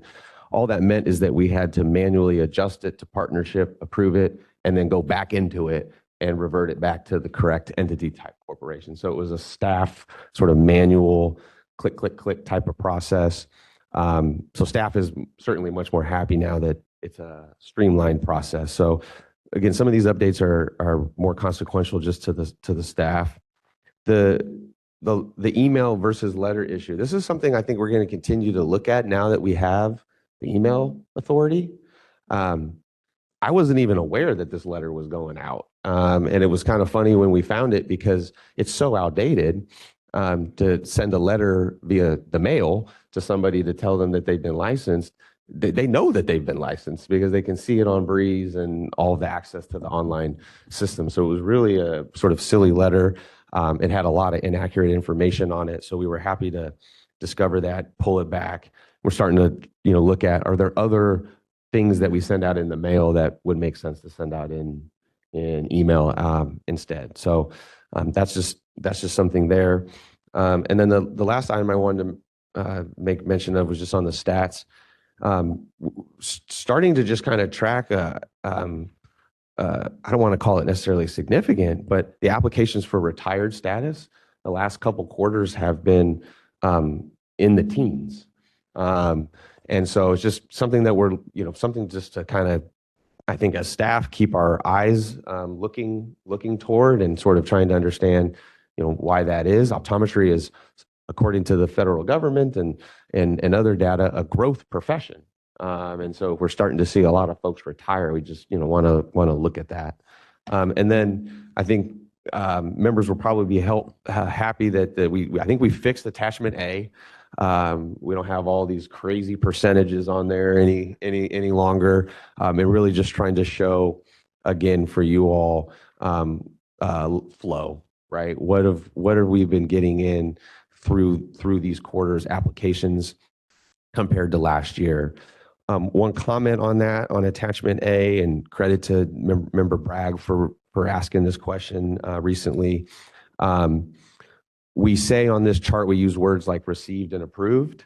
And when we're speaking about the renewals, I want to just clarify that the word received in the context of a renewal does not mean that we have received the renewal and we're waiting to act on it. So if you look at, for example, the optometry renewal numbers, you see a lot of received, you see a big delta between received and approved. That does not mean that somebody has submitted something and we have received it and we're hanging on to it. The renewal process for all of our applications works very similarly. The application for renewal becomes available to the licensee 97 days in advance of expiration. So that's what received means, is that the application is open for them to act on. I think one of the reasons why you have a big delta between the received and approved is probably just due to human behavior and nature. Most of us are probably not renewing our licenses 97 days in advance. I think a lot of folks are waiting probably until a month, couple weeks to go, what have you, right? And so the application sits there as open, if you will, until such time as the licensee acts on it, right? And again, we talked a little bit about renewals earlier. This is an automatic process. If you answer the questions correctly and you pay your fee, that renewal is approved automatically by the system. Staff does not touch it, and the license is renewed. So I just wanted to, if there was any question from anybody about received, approved, I know it came up from Member Bragg, just wanted to explain received does not mean that we have received something and we're holding on to it. Actually, now that you brought it up, what is you said it goes very quickly. Is there any time lag? Is it almost automatic as soon as they apply? Yeah. Yeah. Yeah, I mean, licenses expire at the end of the month. So at the end of this month, if you were an April expiring licensee, that's when it would expire. You could go log on to Breeze right now and answer the few renewal questions that you need to answer, submit the payment, and it would be renewed right there. Okay, perfect. Thanks. It would take a couple days or a week or so for that renewal certificate to get mailed to you, but it would be renewed online. I've seen from Breeze to DCA Search, which is the public-facing system that anybody can use to check anybody's license. I've seen a renewal get approved, go through on Breeze, and then on Search, about 15 minutes later, a new expiration date for that individual. So it's fairly quick. Greg, can you comment on attachment B? I just noticed this, the large number of canceled licenses. Yeah. Is that folks moving out of the state, or why is that number so big? It's a historical count number, and so it just accumulates over time. By law, every license automatically cancels after 3 years. So a license expires at the end of April 26. If it's not acted on by the licensee by May 1st of 2029, it would automatically cancel under the law. So I've practiced for 20 years. I probably have 3 canceled licenses in those. If you have like an SOL or something like that you never. Then they fall into that. They would fall into cancel after 3 years. Yeah. I think with a lot of, you didn't ask the question about delinquents, but delinquents are always points in time too, right? And you can renew a delinquent license for up to 3 years until it cancels. I think particularly with SOLs and FNPs, because these are like business locations, right? These are addresses that you're working at, especially in the SOL context. People move around a lot with employment, and I think often forget to let the board know that I'm no longer working at this location. Please deal with that SOL. I don't need that SOL any longer. FNPs, we don't have the same issue because a lot of ODs, right, they own that practice, and so they know that they're closed, they've shuttered this location and moved to this new location, and are fairly good about dealing with that existing FNP and then reapplying for a new one for the new location. But yeah, automatically cancel after 3 years under the law. This is Member Linden. I just want to make a quick comment that I'm happy to see that the mobile optometric office permits have been coming in and getting approved. So that's just great to see. Yeah, and I think we're still working on updating some of these reports and data and making sure that MU and that license type gets included. But yeah, we are seeing some permits for mobile optometric. We still only have 2 providers, 2 owner operators that we've licensed. But the law changed in January of this year such that you no longer have a cap on how many mobile permits you're able to have. And so we have started to see a few more mobile permits come in. But again, we only have 2 operators in that space. I have a question. I was reading in the report that every month our board collaborates with DCA to always try to improve Breeze. Is there anything that the board is currently working on or something in the horizon that the board should just be aware of or something of that nature? I don't think there's anything like big or massive. I mean, we have been, it's a continual process, like just making sure you're, internally it's referred to as coro. It means correspondence, just making sure that your correspondence, your letters, your mailings are correct and accurate. Over the last year or so, we've spent a lot of time just updating those certificates, making sure the correct logos are on there. Just things like that. I think if there's one thing that's to directly answer your question that I think we're looking at, again, it's that email aspect. Now that we have email authority, there's opportunity for some cost savings since we could potentially reduce some of our mailings, right? That takes time, just working with Breeze. You have limitations every month, limited resources in terms of how many changes you can make on Breeze. We share the pool of resources, if you will, with several other programs. We're part of a pod. And so you're limited every month in how many changes that you want to make. So for example, correspondence, if you need to change the logo or the president's signature, you have to basically do that one by one, right? You might have, in our case, we have over, about a dozen license types. You're not going to be able to make that change on all of that correspondence in 1 month. You're going to have to do it over a series of months. So we deal with that by basically, going with the big stuff down from there, right? Which letter, if we're wanting to tweak a letter, has the largest audience, right? That would be the one that we would start with first and then work our way down. So I think there's some opportunity that we're looking at just in terms of what do we send out versus that's physical that we might be able to move to email now that we have that. I appreciate that. Thank you. Yeah. Any other questions? No? I think now might be a good time. First of all, good job, Erica. Thank you. Thank you. Now might be a good time to take a minute. Do we do public comment? We did not. Let's do public comment Okay. before we take the break. Okay. Is there any public comment in the room for agenda item 6C? Seeing none, is there any public comment online or on the phones? This is a moderator. If you would like to make a comment on agenda item 6C, please click on the raise hand icon at the bottom of your screen. And if you are on mobile device, the raise hand icon would be behind 3-dot other options. We are displaying instructions and we'll give you a moment.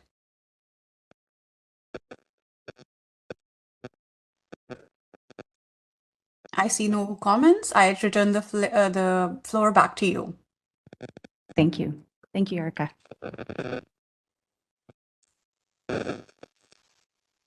Okay, so we are going to have a 15-minute recess and we'll return at 10:50.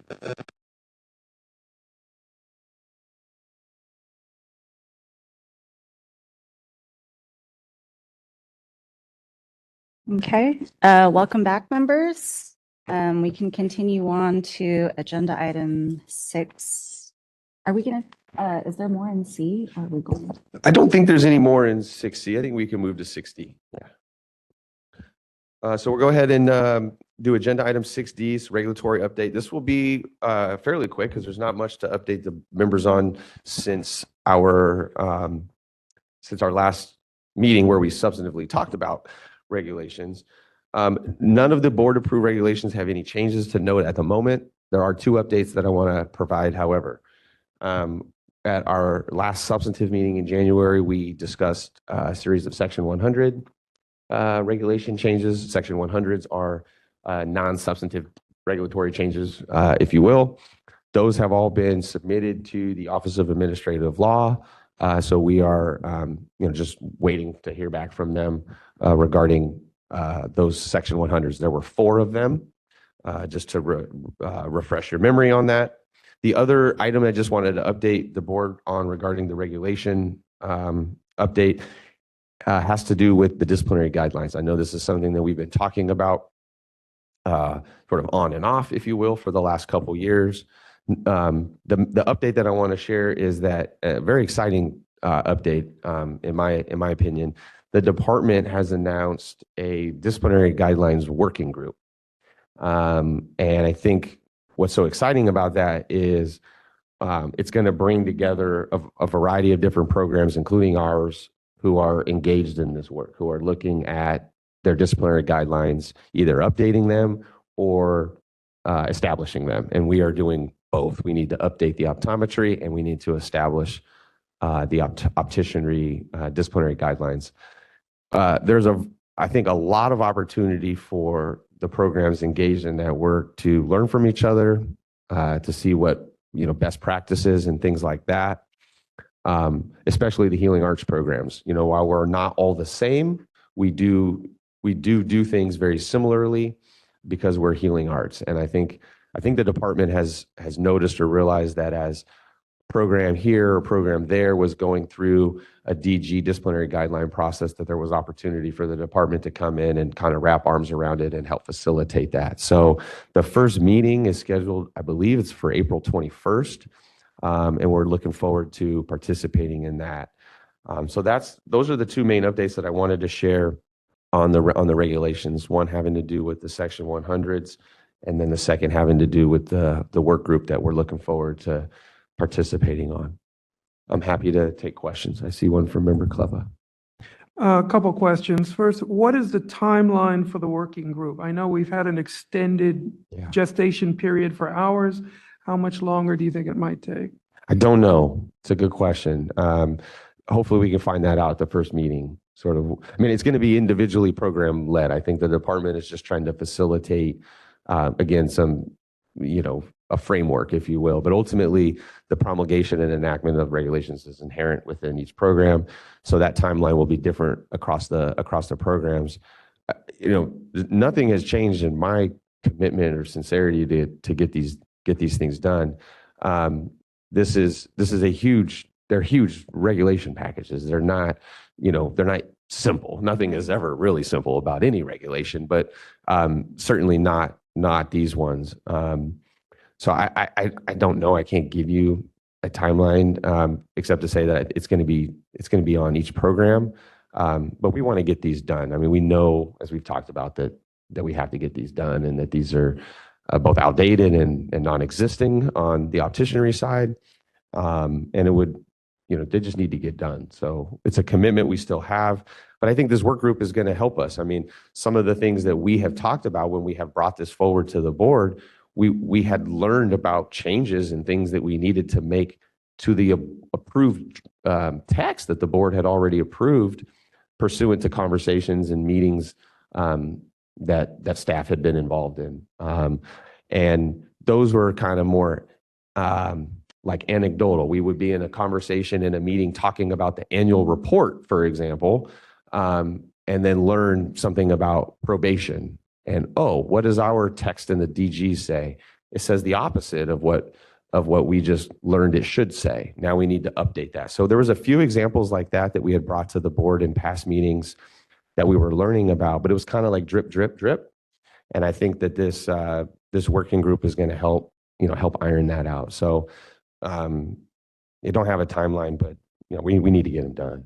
Yeah, and my next question, and again, it's probably subject to your first day of meeting, but I'm not sure what their process is. In other words, because it sounds like there are multiple boards participating in this working group. Is that the? That's my expectation. I don't know who was all signed up for it, if you will, but Okay. we're not going to be the only one participating. I know that. Right. Yeah. And I know, you have to give equal time and everyone needs their input. I understand all that. But if they ever ask you, should there be a priority, raise your hand if you Yes. can. And Yes. go with optician. Yes. Because we have nothing. Yes. I appreciate that. Yes. Thank you. Mhm. Yeah. Good questions. Any other questions on 6D? Okay. Well, let's move to 6E, which is the strategic plan. You're going to start seeing this item appear regularly now on our board agendas. This is not something that has been showing up in the past. But as the board knows, we have adopted a new strategic plan that guides our efforts for the 2026 to 2029 period. We approved this and adopted this at our January meeting earlier this year. It's been posted and distributed on the web and through our listserv and outreach.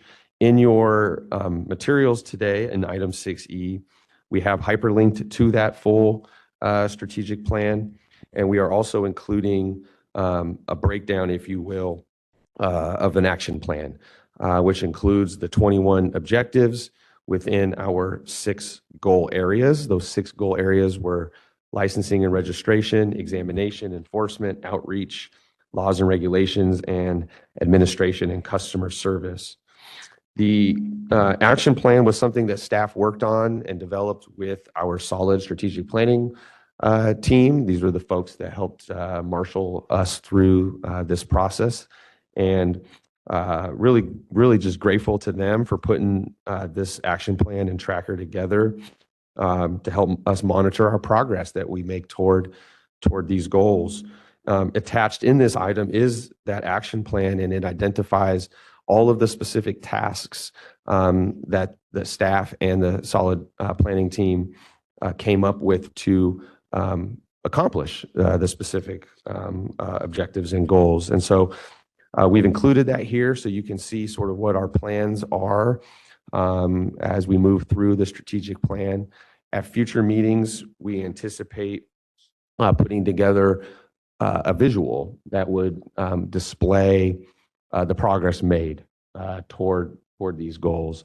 So that's something that we're still developing and working on.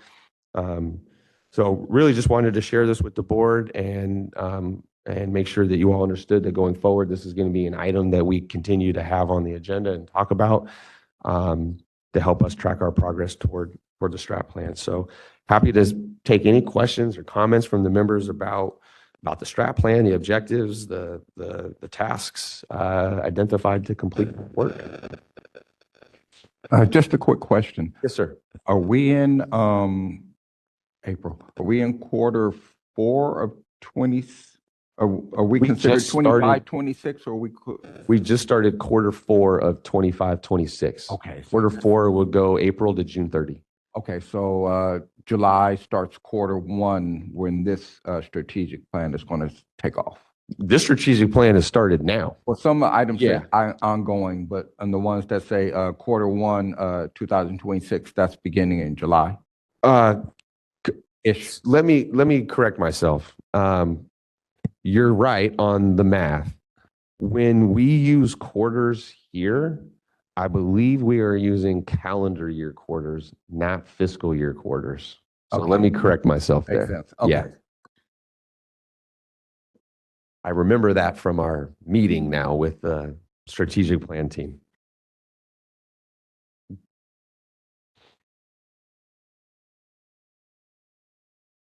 Any questions? I mean, we can walk through these objectives if folks want to. It's up to you.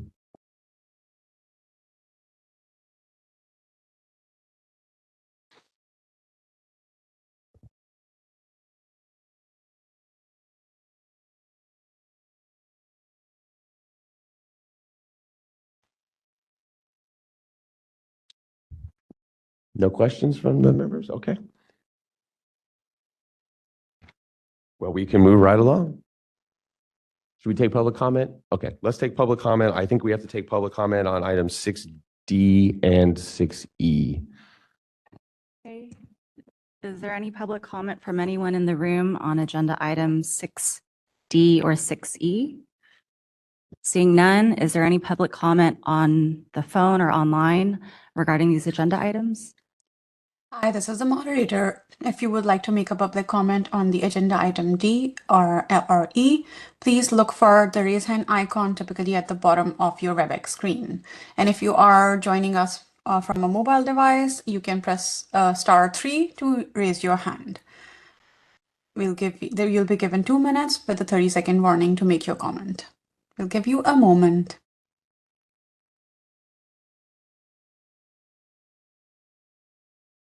I see no comments. I return the floor back to you, Chair.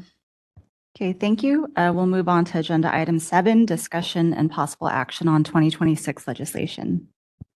Awesome. I will handle this item. This may be one of the last times I get to handle this item because as the board knows, we have Serena St. Mary, who's our policy analyst, and she's still relatively new, so she's learning, but I'm happy to be turning this over to her at future meetings. But I'm going to take this one today. Agenda item 7, some 2026 legislation that we've identified. Just to give members a couple important dates to know about. Legislature came back in January of this year. The budget was submitted by the governor in early January. All bills had to be introduced by February 20th. And right now we are starting to hit some legislative deadlines. So policy committee deadline is coming up in 2 weeks. Following that will be the fiscal committee deadline and then first house deadline. What do those things mean? All bills have to go to a policy committee first. And so there's a deadline for bills going to their policy committees. Some bills are tagged fiscal, meaning they have a cost. Some are obviously do not have a cost, but bills that do have a fiscal cost have to go through a second committee. They have to go through the fiscal committee. So that's another deadline. And then all bills have to pass their house of origin, or what we call first house, by a certain date as well. And that's May 29th. So we're kind of right in the middle there of some of these important deadlines. We've been monitoring and looking at the introduced legislation, and we've got 3 bills that we wanted to present today, and I'll just take them in order. The first one is AB 1558 by Arambula, Uniform Emergency Volunteer Health Practitioner Act. And in your packet, you have some analysis of all 3 of the bills that we're going to discuss today. You also have the bill text and any committee analyses that have been performed to date. Excuse me, AB 1558 by Arambula would expand, has to do with disaster and emergency response. And what it would do is expand volunteer registration systems to authorize additional systems beyond the current ones. What's kind of unique about this bill is it would authorize a licensing board or a national, state, or regional association of licensing boards to establish these new volunteer health practitioner registration systems. So that's basically why we wanted to bring it to the board. We wanted to make you all aware of it because of this unique aspect of authorizing additional registration systems to allow out-of-state licensees to come in to California when there's an emergency. This is a bill, the text of this bill was, it comes out of the Uniform Law Commission. It's been passed by a lot of other states around the country over the last decade or so. And so that's just a little bit of the background on it. You know, when disasters and emergencies happen in the state of California, I think we're often talking about wildfires, floods, things of that nature. That's not usually the kind of work that would involve an optometrist or an optician. So I think, you know, at the staff level, certainly we don't really know how much these licensees, optometrists or opticians engage or come across state lines when there is a disaster or an emergency. So we don't think that the impact to us would be very large. But again, the main reason why we identified it is just because of this unique aspect of authorizing a licensing board to sort of create a new registration system. Frankly, don't think that's something that we would really want to do. You think about the department and all of its programs, that would look potentially cumbersome if 36 different entities all sort of establish their own unique systems, if you will. The only sort of parallel that I could think of or similarity that exists currently, if this bill were to move forward to sort of help guide our thoughts about it in terms of implementation, is the Federal Civil Service Members Act, which was a law passed, signed by former President Biden, that authorized licensees in one state to use that license issued by that home state to practice in California or any other state when they've had to move to that new state because of military orders. The department helped implement that federal law by creating a portal registration system that is accessed via DCA search for these out-of-state licensees to essentially notify California and the specific boards and bureaus of their presence in the state. So if this bill were to move forward, we think something like that down the road, would be the most similar thing that we can think of in terms of how to implement this bill. I think it's also interesting or unique within this bill that it would authorize a non-governmental entity, right, an association, to perhaps create its own systems, provided they met the requirements of the law. But that always is a little bit of a unique situation because it's not a government entity. So we're not recommending a position to the board at this time. I think we just want to keep this on our radar and watch it and continue to see where it goes. As of putting together the materials for this meeting, it had not been yet set for a hearing. So it's kind of unclear, whether this bill's moving at this point. So that's AB 1558 by Arambula. Any questions? Just one. Yeah. I do see listed under analysis, if this bill continues to move along, CSBO should consult with DCA on implementation. I believe I've said something similar to this a few times before. We're one of a number of different boards under DCA that is going to have the similar sort of scratch your head, figure out how it affects what we do. If this bill continues to move along, I think it would be helpful to us, as well as all of our brother and sister boards, for DCA to take an analytical look at it from a 50,000-foot view before sending it to each of us to consider individually. This does seem to be the sort of instance where a lot of extra work could be made if we and each of our brother and sister boards try to go through the process without getting some sort of high-level analysis. And I do see this as a repeating situation with many of the things we're asked to consider.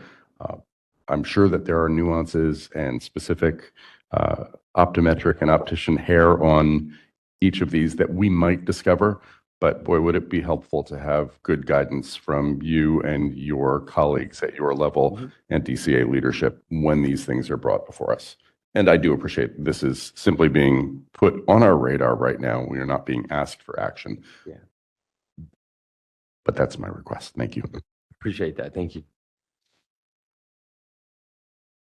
So just putting on the radar, just to watch, no position needed to be taken, but that's certainly up to you all if somebody wanted to do that. But if there's no further questions or items on 1558, we can move to the next one.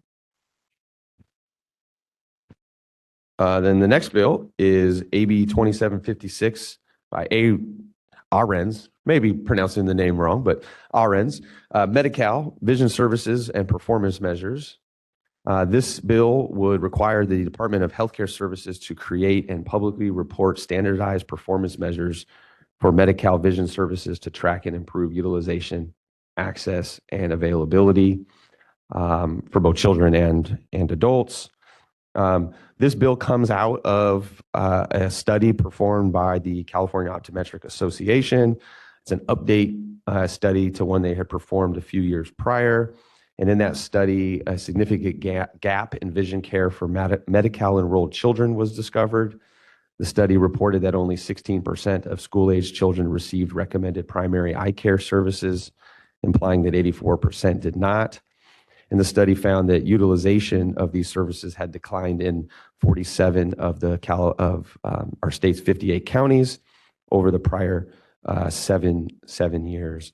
In your materials is an article that's hyperlinked regarding this issue and this bill.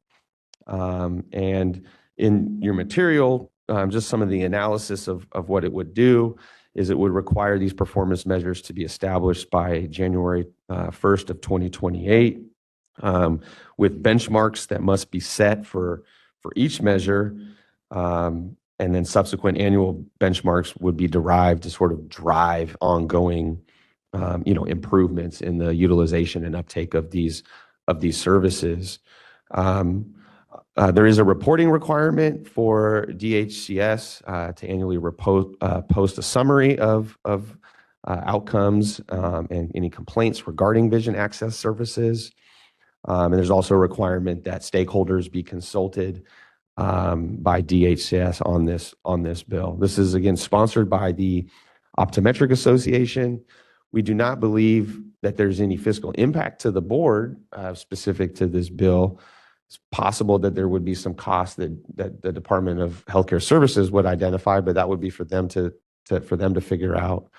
We think this is an important bill because optometrists are a primary eye care provider for children who receive Medi-Cal vision services. And to the extent that utilization or access are issues, data would help inform that. And we think that would be important, at least at the staff level. So the recommendation for the board is to take a support position on this bill. That's AB 2756, dealing with Medi-Cal vision services and performance measures.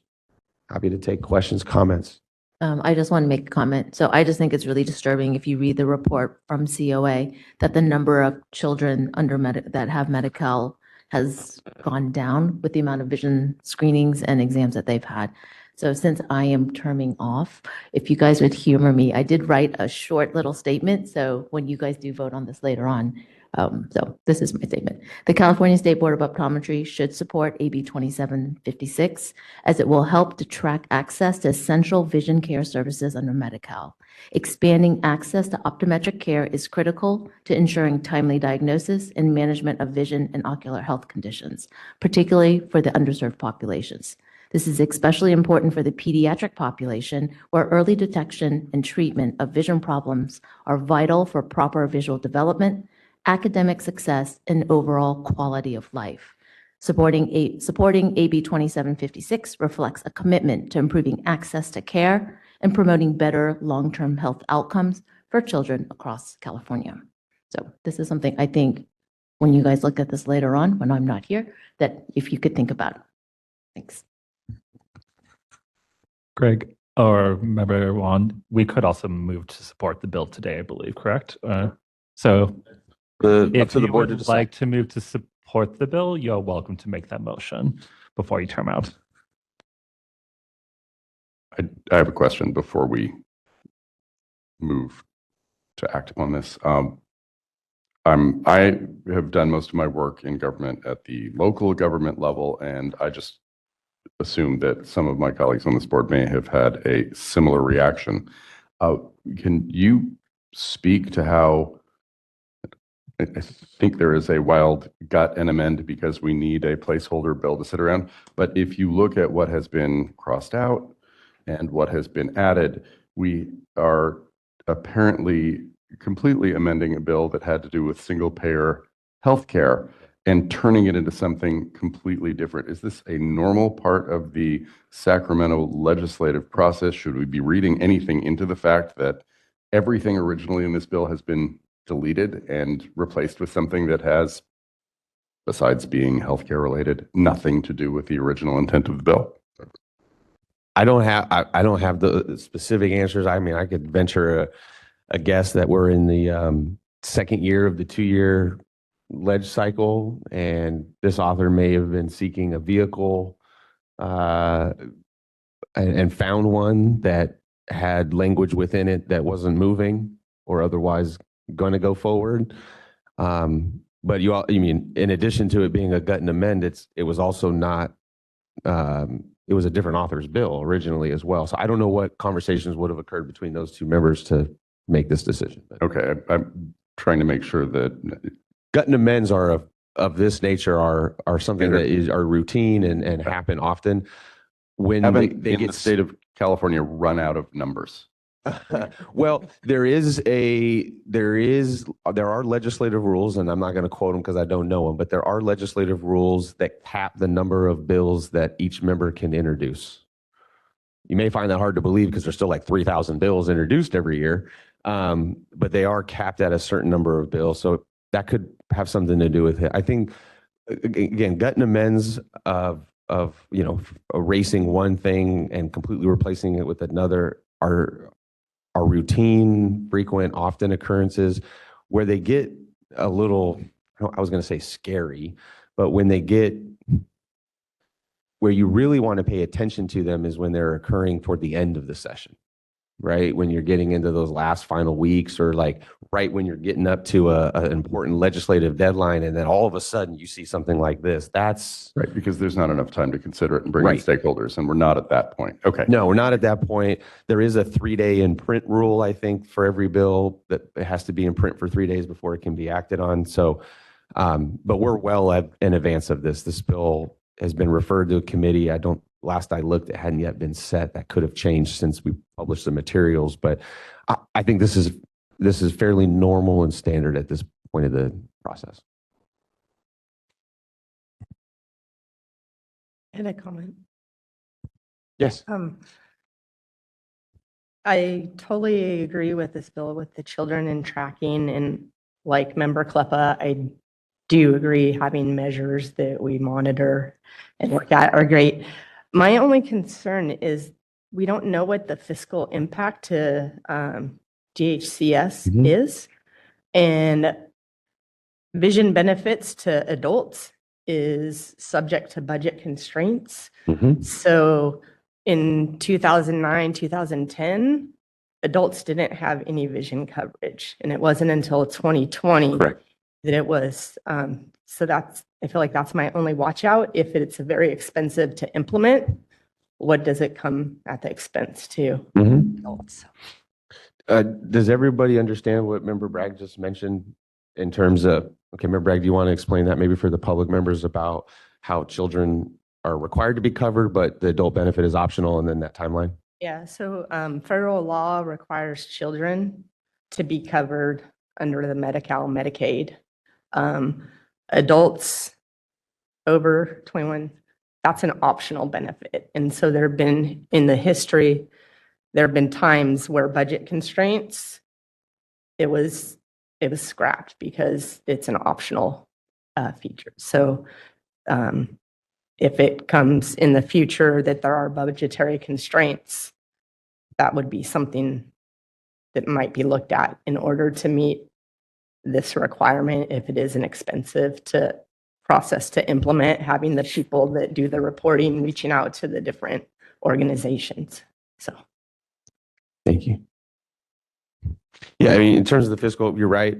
I think we're early stages on this bill, but that's going to be something that they have to analyze and figure out through their department process. I'm sure they will have one, right? Reports aren't free, but it hasn't gone past first policy committee. It certainly hasn't been heard in a fiscal committee yet. So there's no information yet at this time about what that cost might look like to that department.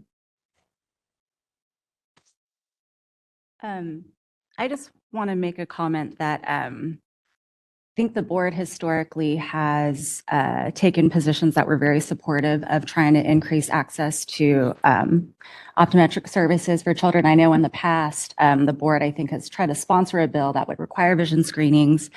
I think generally we've been supportive of any measures that could increase care, access to care. And I know that this is just dealing with data, but in the past, we've had some really great presentations, I think either in the front of the whole board or in the Children's Vision Working Group about how important having this data is. And I think with Medi-Cal, other health services and, dental services, there's other services that are tracked. They're all on like the Medi-Cal dashboard. It's really easy to see utilization rates. But vision was one thing that was lacking. And so I think that having access to data is kind of really the first step in trying to see what the need is. And then you can kind of build a greater argument for bigger steps that you need to take to address the gaps in service. So yeah, just wanted to share that I also really support this bill as well.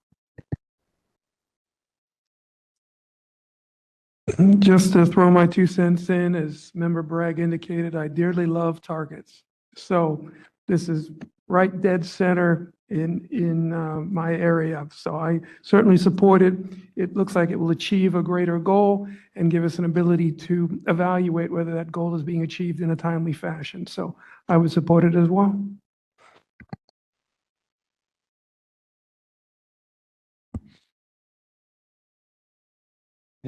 Any other comments or questions? We've heard from a few members, but the decision is within your hands. If you wanted to support it, a motion would be required with a second.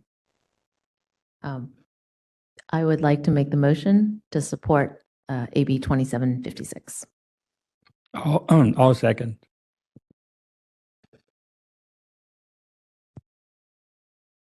Yeah, take public comment. Yeah. Is there any public comment in the room? Seeing none, is there any public comment on the phones or online for supporting AB 2756? Hi, this is the moderator. If you would like to make a comment on the agenda item 7B, you may look for the raise hand icon at the bottom of your WebEx screens. And if you are a call-in user, you may press *3 to raise your hand. We do see a comment, Christine Schulz. You'll be seeing an unmute yourself request on your screen. You can click on that and unmute yourself. Great. Thank you so much for the opportunity to comment. This is Christine Schultz. I'm Executive Director for the California Optometric Association. This is our sponsored legislation. This legislation is really mirrored after the dental requirements in existing law. So it's just reporting data that already exists. We're not expecting a huge cost to this bill, but in fact, we're going to be taking amendments in this next committee on Tuesday to make absolutely clear that the bill will not require the department to track new data or create this new tracking system or anything that would cost a lot of money. On the dental requirements, there's a stakeholder group. We took that out to reduce costs. So we're really just looking to report data that exists. Our study was based on a public information request. So we know they can pull the data. They've pulled it before. And we expect this to be a pretty straightforward bill with respect to the reporting of data. 1 in 4 kids have a vision problem, which is, I think, really concerning given that our study showed that school-age kids in California over a 2-year period only had 16% of the population having any kind of vision services. And this is down from 19% almost a decade ago. So really looking to have your support. We appreciate that. And on the point of a gut and amend, it was just a procedural thing. It was not anything to be concerned about. It's in the beginning of session. It was just easier for both authors to do that instead of introducing a new bill. So if you have any questions, happy to respond. Thank you for all your clarification comments. Appreciate that. I see no other requests. I return the floor back to you. Okay, thank you. Thank you for your comments. Thank you, moderator. In that case, I guess, Secretary Bragg, can you call for a vote? Member Clements? Aye. Member Dawson? Aye. Member Sue? Aye. Member Kleppa? Aye. Member Moreno? Aye. Dr. Pruitt? Aye. Dr. Tedder? Aye. Dr. Wong? Aye. Bragg, aye. Vice President Linden? Aye. Okay, and the motion passes. All right, we will move on to our final final bill of the day, SB 1445. This is a Committee on Business Professions Economic Development bill pertaining to healing arts. This is a non-substantive, there's a really technical bill. There's only really one provision of the bill that pertains to us that I want to make the board aware of. And that has to do with correcting an error regarding the statutory fee floor for non-resident ophthalmic lens dispensers. During our sunset review process, we raised the fee caps for all of our main registration and license types, giving us the authority down the road via regulation to seek fee increases. At the same time, the sunset bill established in statute the fee floor to be identical to those fees that were in regulation. It did that as intended, except in one place pertaining to the non-resident ophthalmic lens dispenser fee. In that case, the fee floor actually went higher in statute than what we had intended. So all this bill is doing is correcting that error, reverting the fee floor back to what it should be. So it's a very technical, non-substantive bill, no impact to the board revenue-wise because we were not charging that errant fee over the last 3 months anyways. So that's all SB 1445 does, is correct the fee floor, reverting it from the 500 to the 350 as it was intended to be. So hoping to get a support position on this bill as well, at least pertaining to that provision. This bill deals with a lot of other non-technical things, dealing with other programs in the department that are all non-technical and substantive, but pertaining to optometry, looking for a support on SB 1445.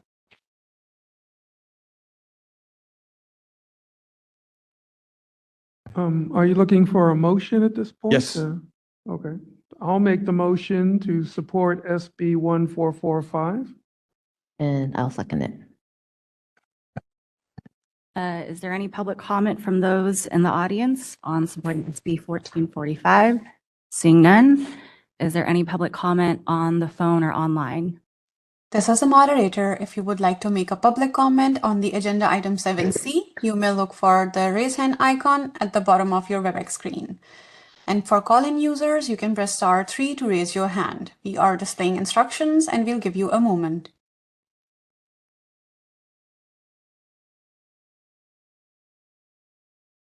I see no raised hands. I return the meeting back to you. Thank you. Secretary Bragg, if you could please call for a vote. Member Clements? Aye. Member Dawson? Aye. Member Sue? Aye. Member Kleppa? Aye. Member Moreno? Aye. Dr. Pruitt? Aye. Dr. Tedder? Aye. Dr. Wong? Aye. Bragg, aye. Vice President Linden? Aye. Motion passes. Okay, the motion passes.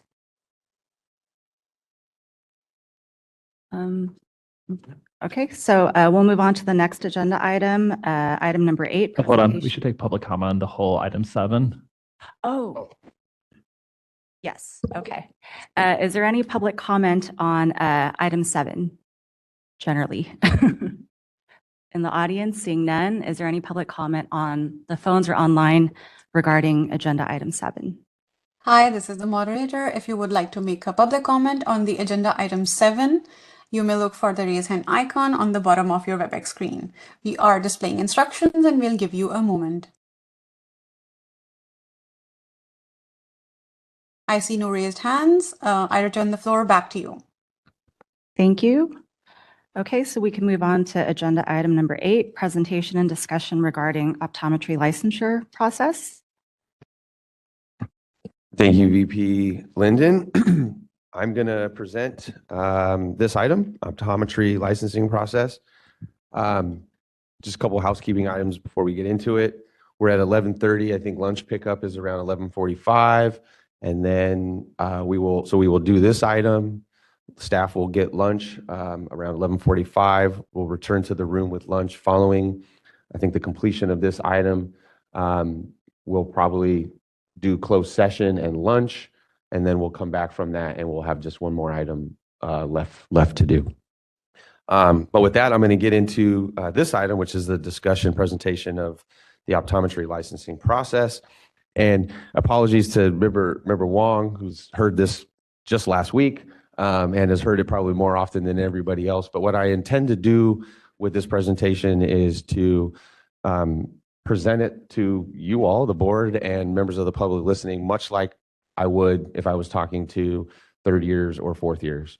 So for some of you, this will be stuff you've heard a lot and you're familiar with. For others, it may be stuff you're hearing for the first time. Please feel free to interrupt or ask me questions as we go through it.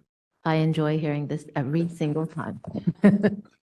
It's very rare when I give this. Usually I'm standing up, moving around the room a little bit, so I'm going to have to try to just stay situated here. But again, this is a presentation. We give variations of it to first years, third years, and fourth years.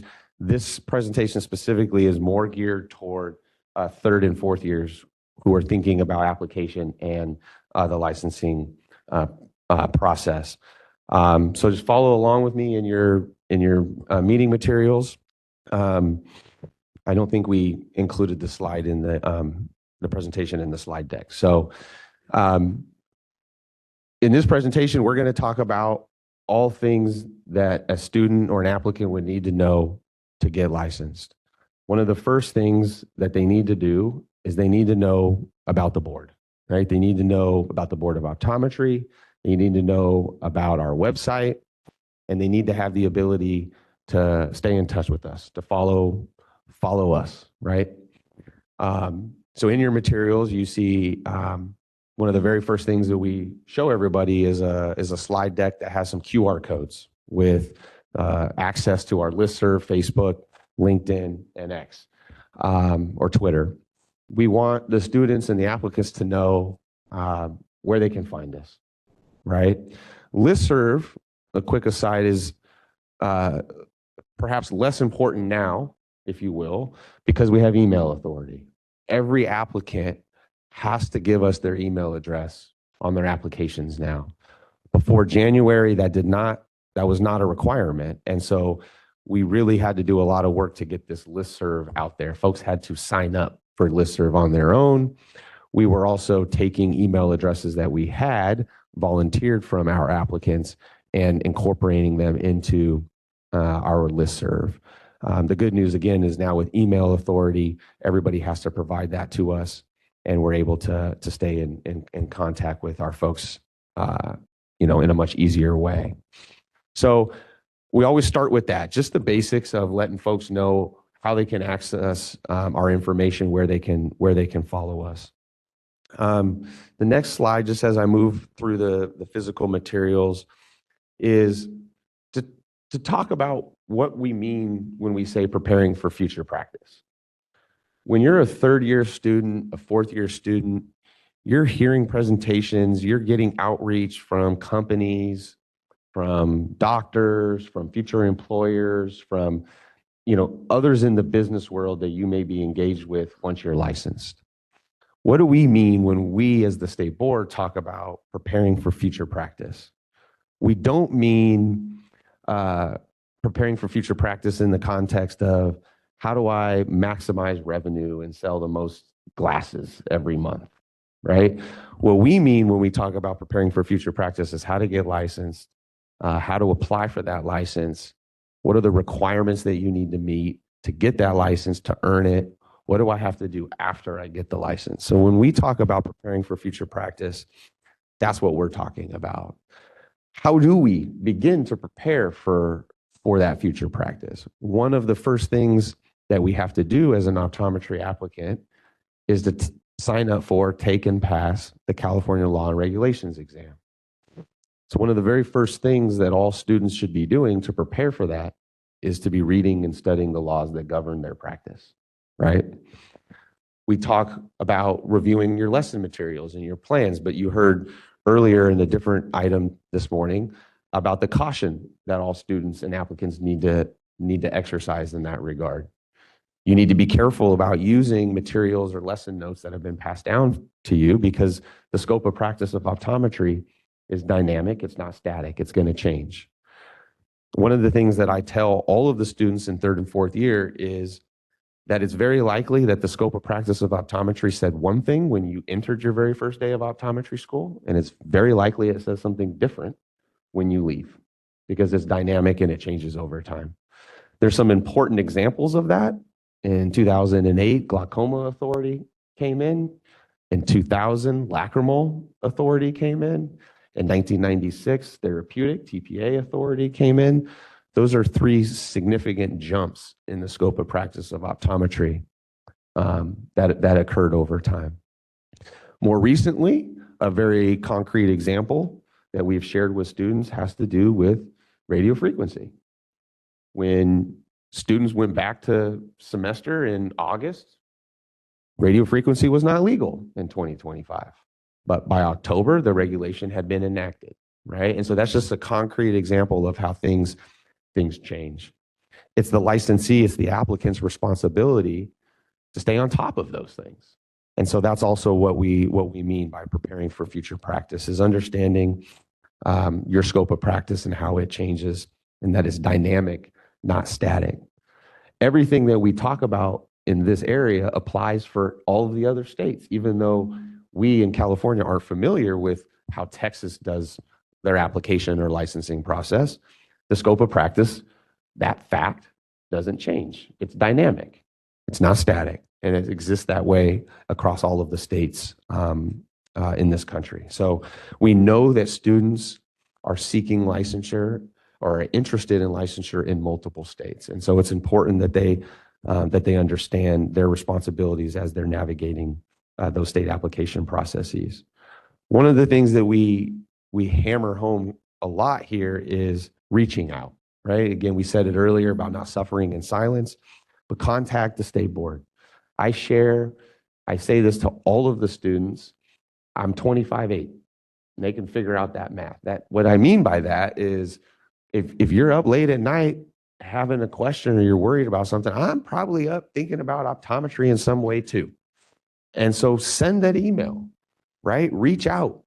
If you're not sure about something, don't guess, don't do those things, right? Reach out to the state board and we'll do our best to help you and point you in the right direction. So that's what we mean when we talk about preparing for future practice. I also talk with the students at this time about, again, in the context of the laws and regulations, I know that this is not something that lay people spend a lot of time engaging with, right? Laws and regulations. But because we are an applicant seeking something that is a privilege, not a right given to us, we need to earn it, right? We need to demonstrate a competency to earn the thing that we're seeking, which is an optometry license. And the first step is passing the law exam. So we have to read the laws. I don't think it's ever the most popular part of my talk when I tell them that the law book is like 500 pages long and they're going to have to read that, right? They're going to have to know those laws. And oh, by the way, I don't know how many laws, how many pages of laws Texas or New York or Ohio has.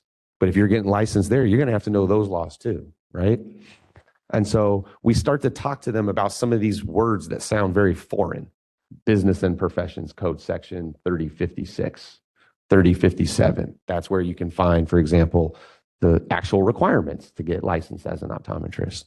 The Scope of Practice Statute 3041.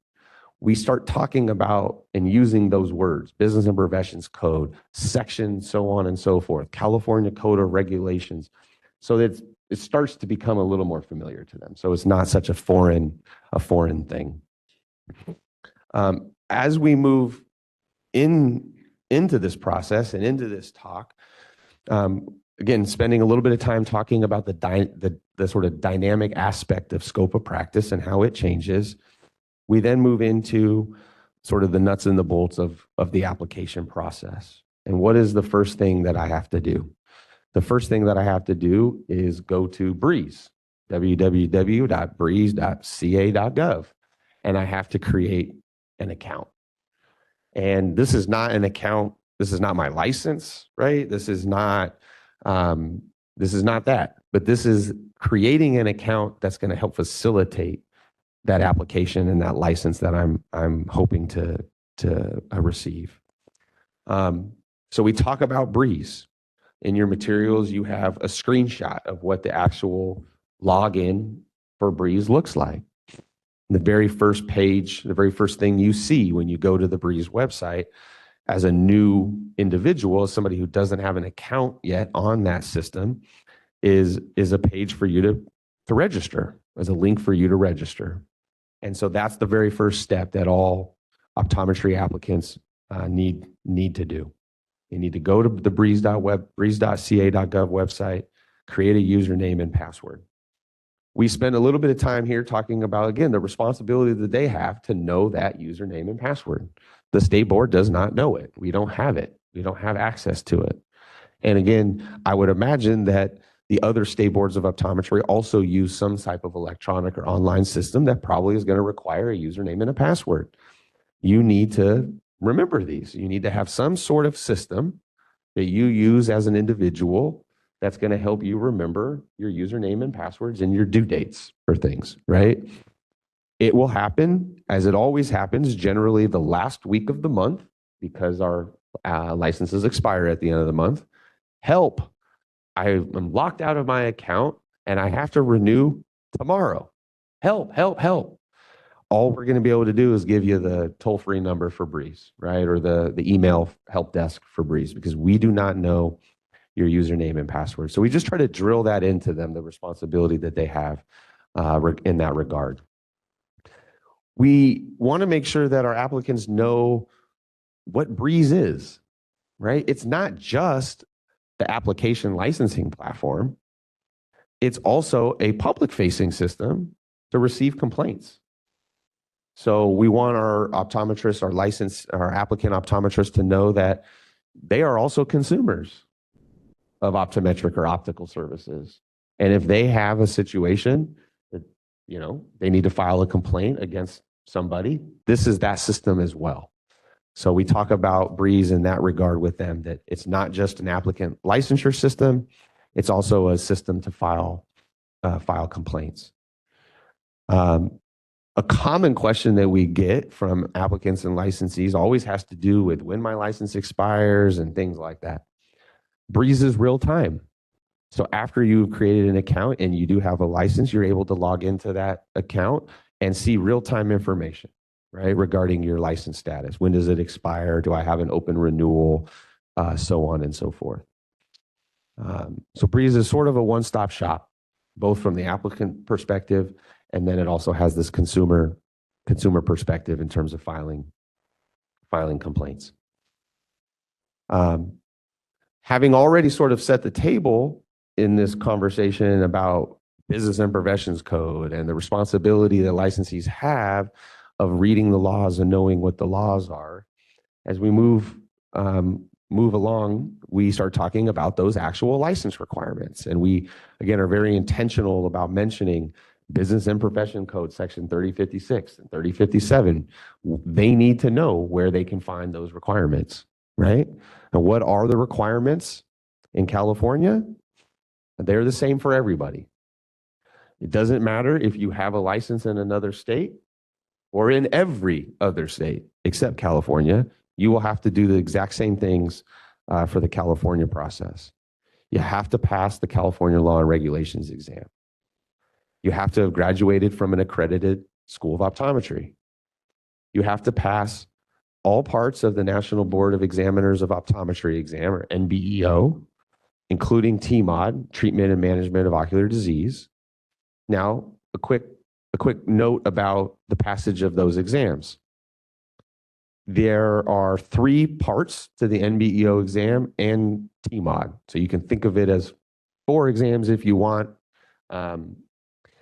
Some of those exams, most specifically part 3, has a couple scorable components within part 3, such that it is possible that you have a fail on one component, but an overall pass on the exam. California simply requires an overall pass. We don't have law or regulation that specifies you have to pass every specific section. So this is a question that we get from students a lot. What if I have a failure on one aspect of the Part 3 exam? Am I still going to be eligible? So long as you have an overall pass for Part 3, you are going to be eligible for licensure in the state of California. There are only 2 states, I believe, Florida and North Carolina, that require passage on every individual component. So we make sure that the students understand that, right? Because again, this is, we know that students are going to be seeking licensure in multiple states, and we know that not all the states are the same, right? This is a very clear example of that. And so we want to make sure that they understand that. So passing having an overall pass on the required components of NBEO, including TMOD, is a requirement. Passing a state and federal fingerprinted background check is also a requirement. That is not, these are not requirements that exist uniformly in every state. Not every state requires, for example, a state and federal fingerprint background check. California does. If you're an out-of-state applicant, you have a little bit of a nuance in terms of the fingerprint. Every in-state applicant has to do live scan. It's a digital fingerprint, for lack of a better way of putting it. If you're an out-of-state applicant, you're going to have to do hard card, which is the old traditional ink roll method. So our application tells you about how to accomplish this. What the application tells you is you need to contact the state board. We don't know that you need an out-of-state hard card. You have to tell us. So we're contacted by the state board, or excuse me, by the applicant, requesting a hard card, and then we mail that hard card to them. That out-of-state applicant has to take that hard card most often down to their local sheriff's office or police station, where they'll have their fingerprints rolled in ink and put onto that physical hard card. There's 2 sets of hard cards that they have to ink roll, and then they mail that back to us. From there, we take that fingerprint hard card and mail it to the Department of Justice, and then we wait for them to process it. So that process, that out-of-state applicant, in terms of the fingerprint process, it takes a little bit longer for them than it does with an in-state live scan. Live scan is basically digital, and you know within a day or so often whether that person is cleared or not. There is a point in time in which we think it makes a lot of sense for an applicant to either complete fingerprinting or request the hard card if they're an out-of-state applicant. And that moment is immediately after they have submitted the Part 1 application. The Part 1 application is the application to take the law exam. Once you have submitted that application, it makes a lot of sense for you to begin your fingerprint process, especially if you're an out-of-state applicant, because again, you have to request a hard card that has to be mailed, mailed back, mailed again. There's a lot of mailings there. So it makes a lot of sense for you as an out-of-state applicant to begin that fingerprint process as soon as you have completed your Part 1 application. We continue moving on to talk about, because we want to be very transparent, right? About not just the requirements, but what are the fees and where can they be found, right? We don't make these fees up. They're outlined in statute and implemented by regulation. And so we're very intentional about telling applicants and licensees where they can find the fees. Business and Professions Code Section 3152, Title 16, California Code of Regulations, Section 1524. And we tell them what those fees are. Very price transparent about what it costs to achieve the license. That Part 1 application, that law application, is $279. $275 of those dollars come straight to the board. $4 goes to the National Practitioner Data Bank. What is the National Practitioner Data Bank? That's a federally, congressionally created program for healing arts licensing boards. When you take a disciplinary action against one of your licensees, you report it to the National Practitioner Data Bank so that other state boards have the ability to know about that. There's a nominal cost to maintain that of $4. After you have passed your Part 1, after you have signed up for, taken that exam and passed it, you then will go back to Breeze and pay for your Part 2 application. So in optometry, we conduct the application process in a two-part system. There are two applications that the licensee, that the applicant, excuse me, has to fill out and complete to actually get the license. The part two application, the initial application for licensure, is $125. And it's technically broken out or made up of three separate fees. There's the TPA fee, which is $25, the lacrimal fee of $50, and the glaucoma fee of $50. Everybody who has graduated optometry school after 2008 pays the full $125 because they're certified, they're eligible in both TPA, lacrimal, and glaucoma by virtue of graduating after 2008. If somebody came into California for initial licensure today for the very first time, and they had graduated optometry back in, say, 2000, and had done no other requirements under the law to meet the glaucoma certification, then they would not be paying that glaucoma fee because they're not eligible for it. So that's why we have the fees broken out in that way. But of course, an overwhelming majority, and when we're giving these presentations in the schools, everybody's going to be paying the $125 because they're all going to be new grads.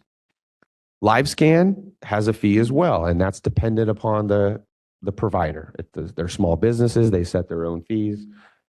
That can range anywhere from probably $75 to $125.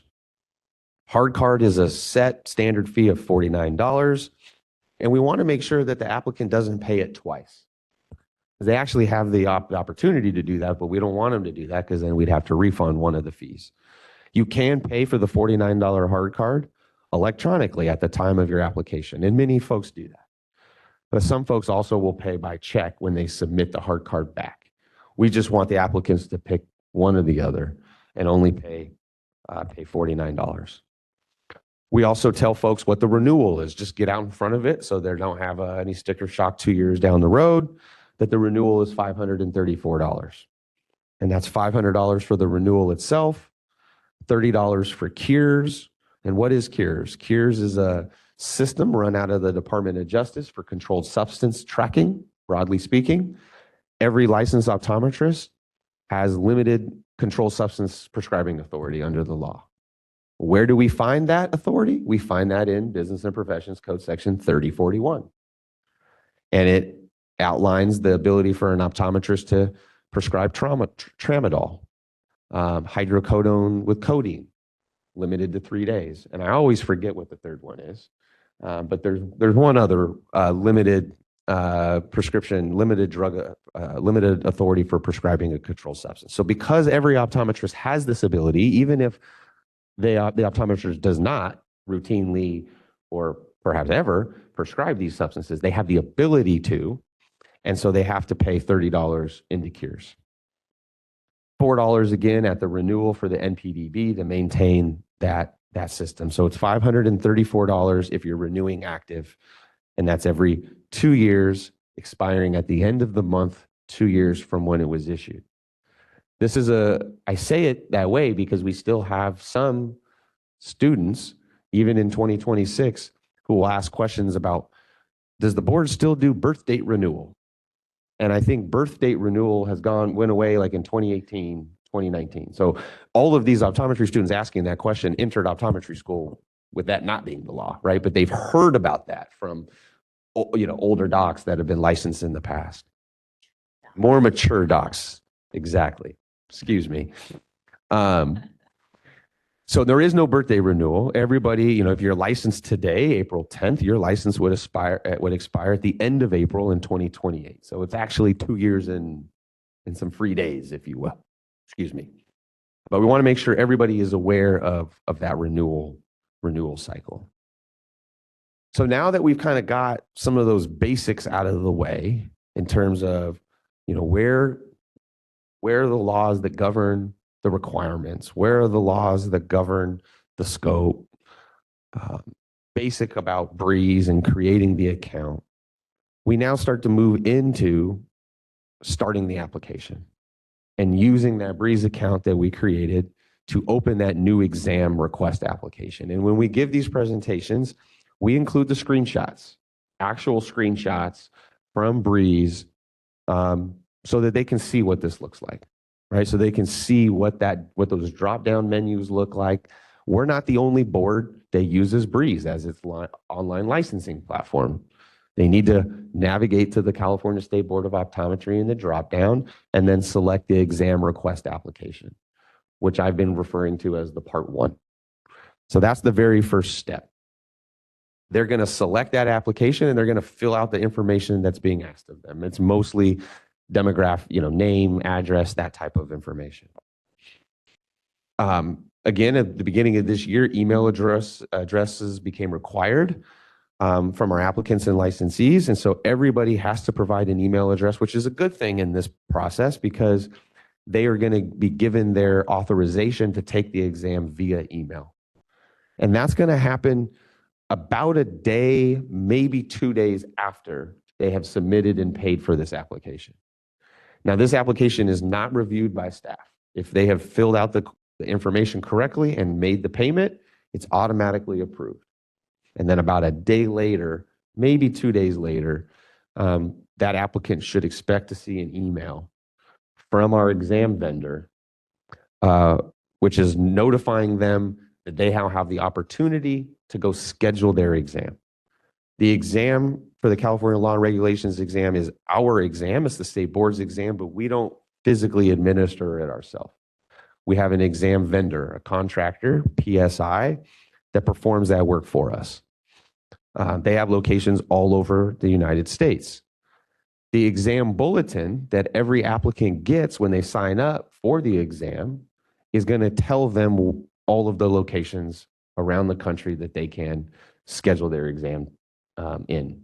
Not every state has a PSI location, and there are some states that may only have one. And so some candidates may have to drive or otherwise travel to be able to sit for and take that exam. The scheduling of the exam is entirely dependent upon the applicant. We don't decide that for them. They do have 1 year from the date of their law exam application to take and pass the exam. Anything beyond that 1 year would require them to start over, including a new payment for that exam. Again, the scheduling and the taking of the exam is at the applicant's choice and decision. And then they would show up, they would sit, they would take that exam, and they will know whether they have passed or failed before they leave the room. They will know whether they passed or failed before they leave the room. They're actually given a printout. The applicant, this test taker, is given a printout that tells them if they failed. They're given a printout that tells them essentially the areas of the exam that they, the exam has 5 content areas, and the printout, if you fail, tells you which areas, how you did in each one of those areas. If you passed, you're just told you're passed. You're not given a score report or otherwise know, did you get every question right or did you pass it by 1? You just know that you passed. In that event of the failure, again, you're provided a printout that gives you some information. Included on that printout is information about how to schedule a retest. Candidates who fail have to wait 3 months to retest. Some of the board may recall that used to be a 6-month process, and that became very tricky given the fact that the law says you only have 1 year to complete the exam, right? Because of just the way 6 months work within a year. We've changed that to 3 months, and I think that's made a big difference for especially the students that happen to fail. A passing score is valid for 5 years. So that means that once you have that passing score, you have up to 5 years to actually then use that score toward achieving or acquiring your optometry license. In my time with the board, I've not seen anything close to that happening. Most everybody passes that exam, and the very next thing they do is submit the part 2 to actually get the license. But perhaps you're weighing decisions as an applicant across multiple states that you might be interested in acquiring licensure in, and a good job opportunity might take you elsewhere, and you may not finish your process in California. But if you've passed that exam, it's usable for 5 years. After you have scheduled and taken your exam and have passed the exam, your job isn't done yet as an applicant. You have to go back to Breeze. You have to log back onto Breeze and complete the initial license application, what we call the part 2. And we include screenshots in the presentation for the students to again, see what this looks like. So hopefully it's not so foreign to them when they get there, when they're ready to actually make their application. It's at this point of the process, this part 2 part of the process, where staff is now reviewing the required documents, such as the board scores, those board exam scores, the transcripts to determine whether you actually graduated from an accredited school of optometry. When we look at that transcript, we're looking for 2 things, a date and a confer. We need to see that a degree was issued, right? Sometimes students will try to jump the gun and get a transcript ordered and it'll come to us, but it's before they've graduated, right? We can't actually use that because you have to have graduated with an optometry degree. So it needs to have a confer date or a confer by date or a graduation date, something on there that tells us, right, that you've graduated. So that's what we're looking for on the transcripts. Similarly with the NBEO scores, we're just looking for the passes, right? We're looking for overall pass on those exams. And fingerprint results, we're looking for clearance. We're looking for a successfully passed federal and state background check. It's very rare for an optometry applicant to have, at the point of initial licensure, something come up in their background on a federal or state criminal background check. But it is possible. And if an applicant does have a hit come back on their background check, it just leads to a review by staff. There is no crime that somebody can be convicted of that automatically, federal or state, prohibits them from acquiring an optometry license. Everything has to be reviewed and has to be determined whether it's substantially related to the functions of the profession or not. But the common, again, very rare that we'll see anything here. If we do see stuff here, it's often like a DUI. But again, it is at this point that staff is reviewing all of those required documents. And we said earlier about the fingerprint process. If you have signed up for part 1, our recommendation is immediately after you begin your fingerprint process. If you do that, you are likely to have completed your fingerprint process probably before you've even taken your exam. Now you've taken your exam and hopefully you've passed your exam, and now you're going back to Breeze to initiate that part 2 initial license application. And when you do that, if you've already done your fingerprints, they should populate at that point. We're not waiting for them any longer because you've gotten ahead of that game. So that's a very important tip that we pass along at this point of the process about the importance of doing those fingerprints as soon as you can. Following the submission of all the required documents, a background check, the transcripts, the NBEO scores, we are basically processing these documents in real time with the applications. So students often have passed their board exams, the national board exams, before they've graduated. Some students haven't. Some students may need to take another exam because they failed it the first time, and they may be finishing that after they've graduated. But a lot of students have passed their board scores their board exams before they graduated. Therefore, we may already have those board scores, right? If we do, we've processed them within the application.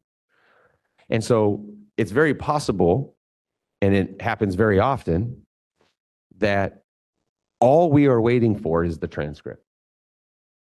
That we have the board scores and we've processed them, that we have the fingerprints and they're clear. And all we're waiting for is that transcript, that final evidence, if you will, to prove that you graduated. The institutions release transcripts differently. Every institution is a little bit nuanced in how they do that. Some may actually require you to walk across the stage and have that commencement before it'll be issued. But neither here nor there. We are waiting for that transcript to prove that you have graduated before we can issue you the license. So again, part 1, law exam. After you've submitted the law exam application, that's when we should begin thinking about fingerprints. When you've done your board scores and you have passed those exams, it's on the applicant, the student, to authorize the release of those scores to the board or to any state board of optometry that they're seeking licensure in. And when we get these documents, we review them. We don't hold on to them. We review them in real time. And then again, in that scenario, all we're really waiting for is the transcript. And that's really simple to review, looking for a date and a confer graduated, degree issued, something like that. Application processing times, as I think this board knows, we turn things around fairly quickly. It's less than a week. It's a couple days for a completed application. One of the things that may delay us is a fingerprint background check. It's not a process we control, right? Especially the hard cards that have to be mailed to the Department of Justice. All of our applications are valid for 1 year, both the law exam application and the Part 2 application. We encourage all of our applicants to finish the process, right? I think in the past, when our licensing process took a little bit longer and we were more like 2 and 3 months, what would happen is applicants would start the process. They're starting the process in multiple states. They would then get a license issued from another state quicker than California issued it. Off they go. And then maybe life happens. And then they realize, oh, I want to come back to that California application. But if more than a year has gone by, that application doesn't exist anymore. And they're going to have to start all the way back over, including the payment of any fees, right? So what we encourage all of our applicants to do is when you start the process, we're going to do our best job to help you get over the finish line, and let's work together in that process. Residency in optometry has become it's just growing. It's becoming a bigger thing that's happening. What I mean by that is just that more and more new grads are doing basically an additional year of training in a residency program and getting, honing in their skills in a little bit more of a refined way. You need to be licensed because you're practicing optometry. And again, what we are encouraging our applicants to do, because residency programs are all over the country, is if you're going to start that application process in California, let's get you licensed and finished before you head off to wherever that residency may be in another state, so that we can avoid you coming back a year later and being expired. We talk also at this point about continuing education, right? And the responsibility that licensees have in this area. It's important that licensees know that if you've been licensed within 1 year of graduating from optometry school, that you are exempt from having to do the CE requirements during the first renewal period. But exemption from having to do something is not the same thing as it being a good idea to not do something. And so at this point of the talk, we always try to drill that point home, that just because you have an exemption from having to do something, let's just get in the habit of doing the CE right now. Like, let's just get in the habit of starting that process and being a good licensee, because you're going to get audited at some point in your career, and we can avoid any negative outcomes of an audit by just forming good habits now. And so we talk about that. We talk about what CE looks like, and we remind the students that all of them are graduating from great institutions that have strong alumni programs, including CE offerings, that their professional association exists for them, and that's one of their functions, is continuing professional development, that the state board has opportunities for them in this area. Attending one of our meetings, watching one of our meetings will get you 4 hours under the law. The law exam that all of optometrists had to take is not written by staff. It's written by subject matter expert licensed optometrists who earn continuing education credit for doing that work. And so we want all of our new grads to know this too, right? That both their responsibility of CE, the importance of forming good habits early so that we can avoid any potential issues down the road, and also opportunities to give back, public service, right? That maybe they were somebody that was in leadership or, in school, or just has an interest in public service, that giving back to the profession by being a subject matter expert for the law exam is a great way of doing that. We move into talking about what do I do after I get my license, right? There's a whole lot of stuff I have to do to get it, but what happens after? Well, there is often a lot of work that has to be done on the licensee in terms of the responsibility that they have. By law, every optometrist has to tell us where they are practicing, an address of record. And those laws exist to protect consumers so that we know where optometry is being practiced and we can contact licensees. In the world that we live in today, optometrists are much more mobile than they've probably ever been before. They are working at a lot of different locations. They have more than one location that they are working at. And they have a requirement of the law to submit an application called a statement of licensure application to let us know where all of these other locations are that they are working. A lot of optometrists are going to engage in fictitious advertising.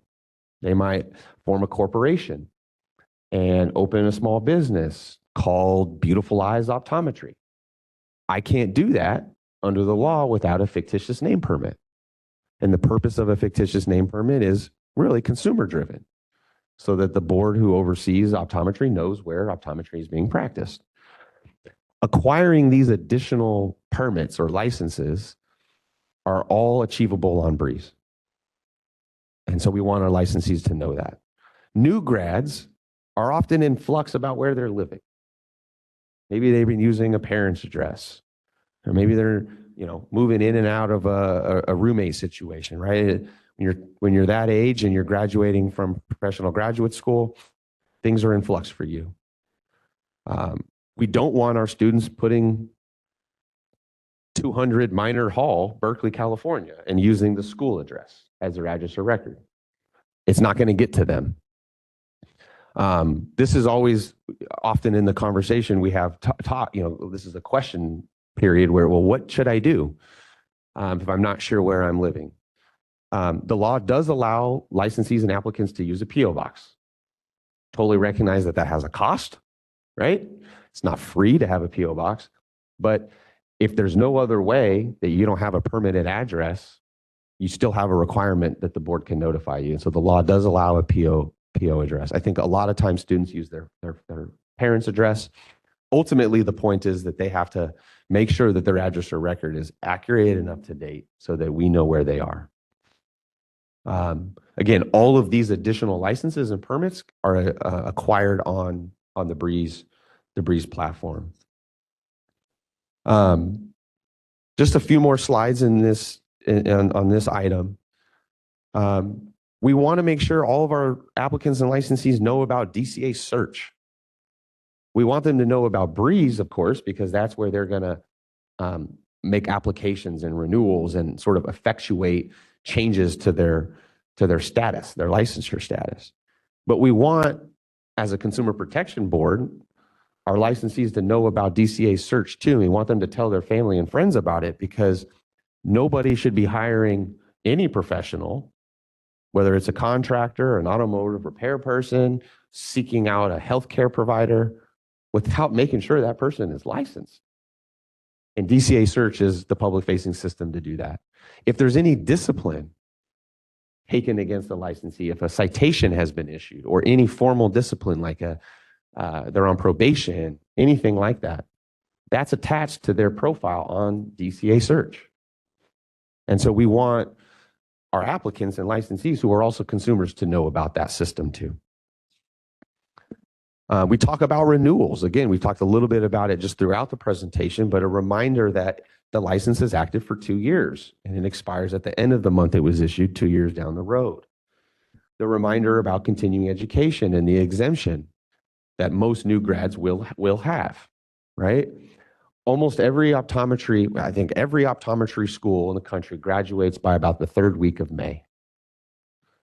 By June 30th, which is the end of our fiscal year, we should have almost every single one of those applicants licensed if we follow the processes that we've talked about in this presentation.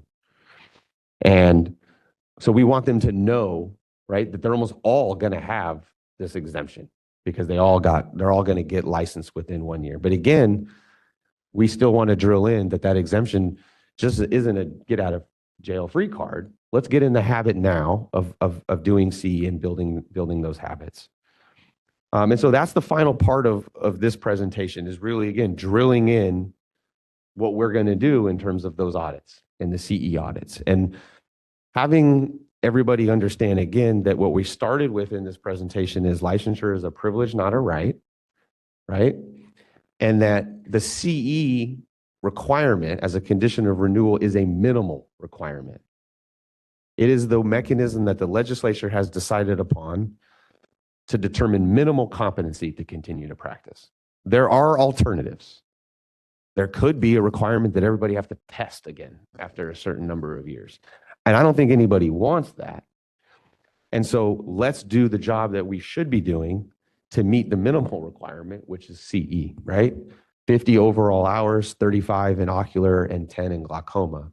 And over a 2-year licensure, that's only 25 hours a year. And so there's really no excuse to not achieve those required hours. Additionally, there's not really any excuse because everybody has the opportunity to fill out a form and ask for an extension of time. And I've only denied one in 3.5 years, and that was because they applied after their license had already gone delinquent. And I can't approve something after the fact. We have approved those even when they've come in 1 week before expiration. In that example, somebody said they had just been diagnosed with cancer and they had a few hours left and they weren't going to be able to get it done that month. They needed an extra month. I'm going to give you that extra month. We're going to be gracious in those examples. When you've made the application, that is your privilege to make, right? So we just drill in on the CE aspect about the requirements that you have as a licensee, that these are minimal requirements, but that you do have options to get an extension because we know that life will life, right? Things will happen. And we also know that human nature is what it is. And a lot of us, myself included, tax day is in 5 days. I still got to do those things, right? So we do wait sometimes until the last minute to do things. And we know that things come up, and that's why this extension process exists. We talk again about the consequences of this. Licensees refer to it as the naughty list, right? And we publish these actions. They go in the newsletter. They are reportable on the website for 5 years.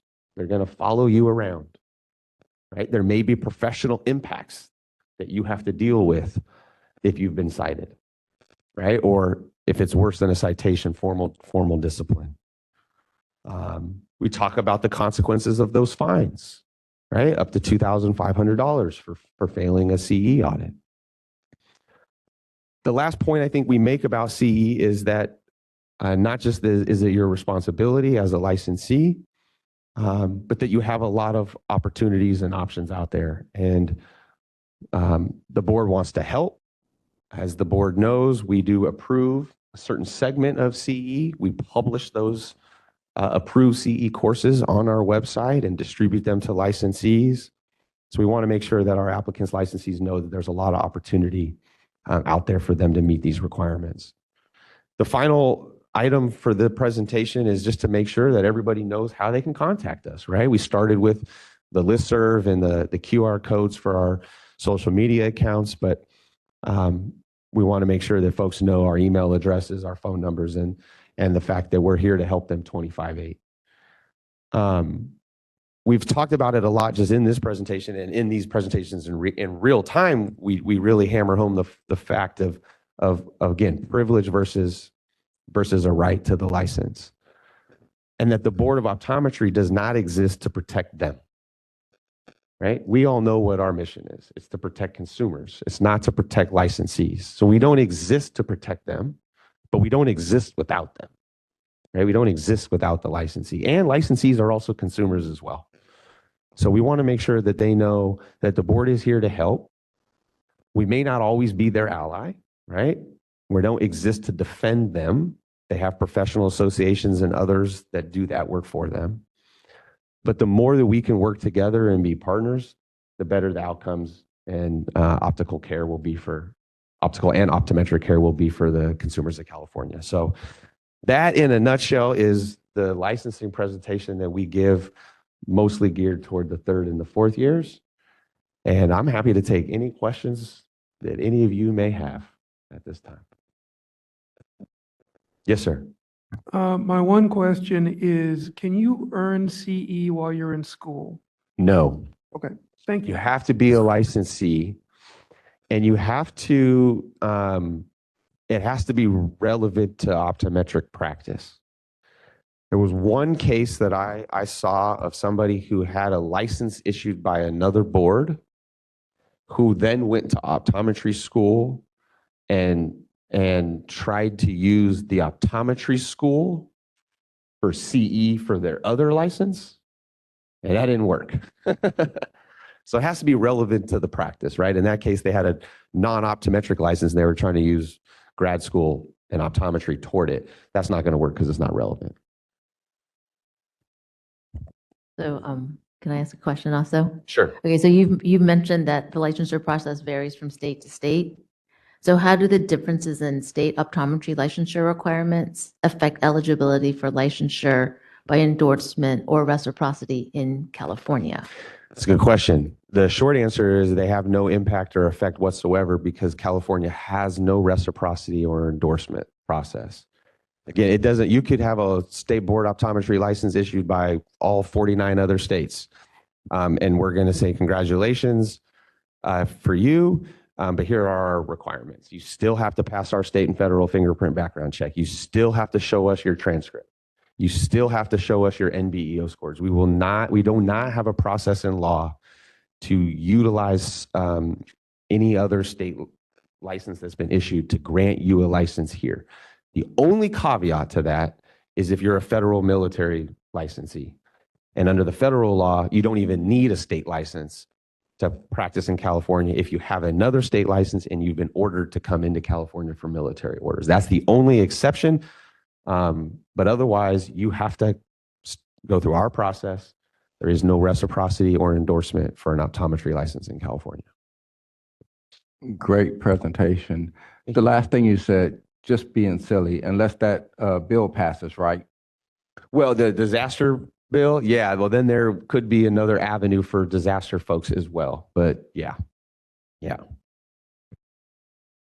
You mentioned you haven't gotten your taxes in yet. Just want to make sure you're aware of the new rule that if you dump it in a post office box on the 15th and it's not postmarked. Sorry to interrupt the joke, but it is off the topic of the agenda.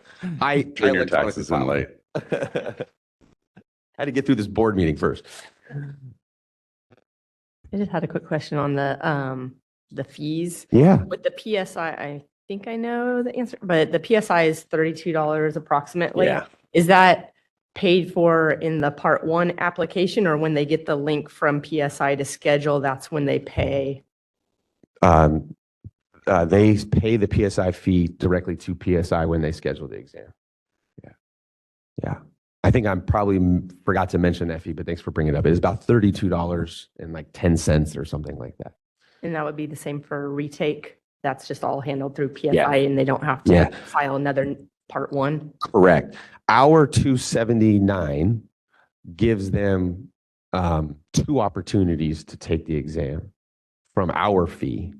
But the fee that PSI charges you, that $32, you have to pay that both times. Even so, if you fail the first time, you're going to have to pay that $32 to them again. But you don't have to come back and pay us $279 unless you failed twice, which I don't know. I mean, I'm sure that's happened, but that's pretty rare. About 91% of folks are passing the law exam right now. Any other questions?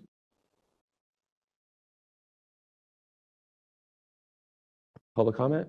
Yeah. Are there any members of the public that would like to share any public comment regarding agenda item number 8? Seeing none, is there anyone on the phone or online that would like to provide public comment?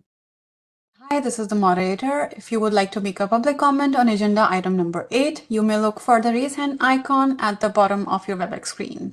And if you're a call-in user, you can press *3 to raise your hand. We are displaying instructions and we'll give you a moment.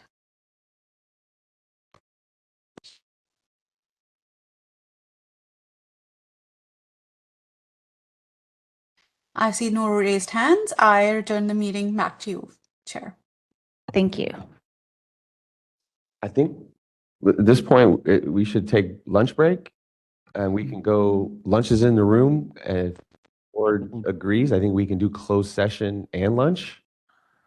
Does that work, council? Yeah, that works. I mean, I only have 2 items left. I don't know how long this is going to take unless Only you one want. substantive though, right? Yeah, so unless you want to power through to like those quickly. No, I think we just need to take a lunch break. Okay, that's fair. So yeah, let's take a lunch break, do closed session. Do we need to, how do we go into closed session and do lunch right now? I think you will just say we're going to close session, and then staff, me and Greg will handle closed session, and staff can go take lunch. Okay. No, we will return from closed session to finish the remainder of the public business. Yeah, how long do you want to say, like tentatively 1:30? Let's say that.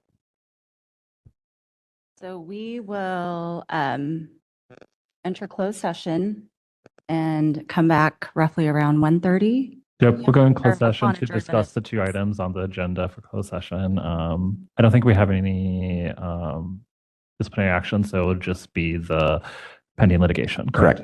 Yep. Okay. Moderator, maybe just on the, if it's possible, I don't know if you can edit that slide, probably not, but I was gonna say maybe like anticipated return of 1:30.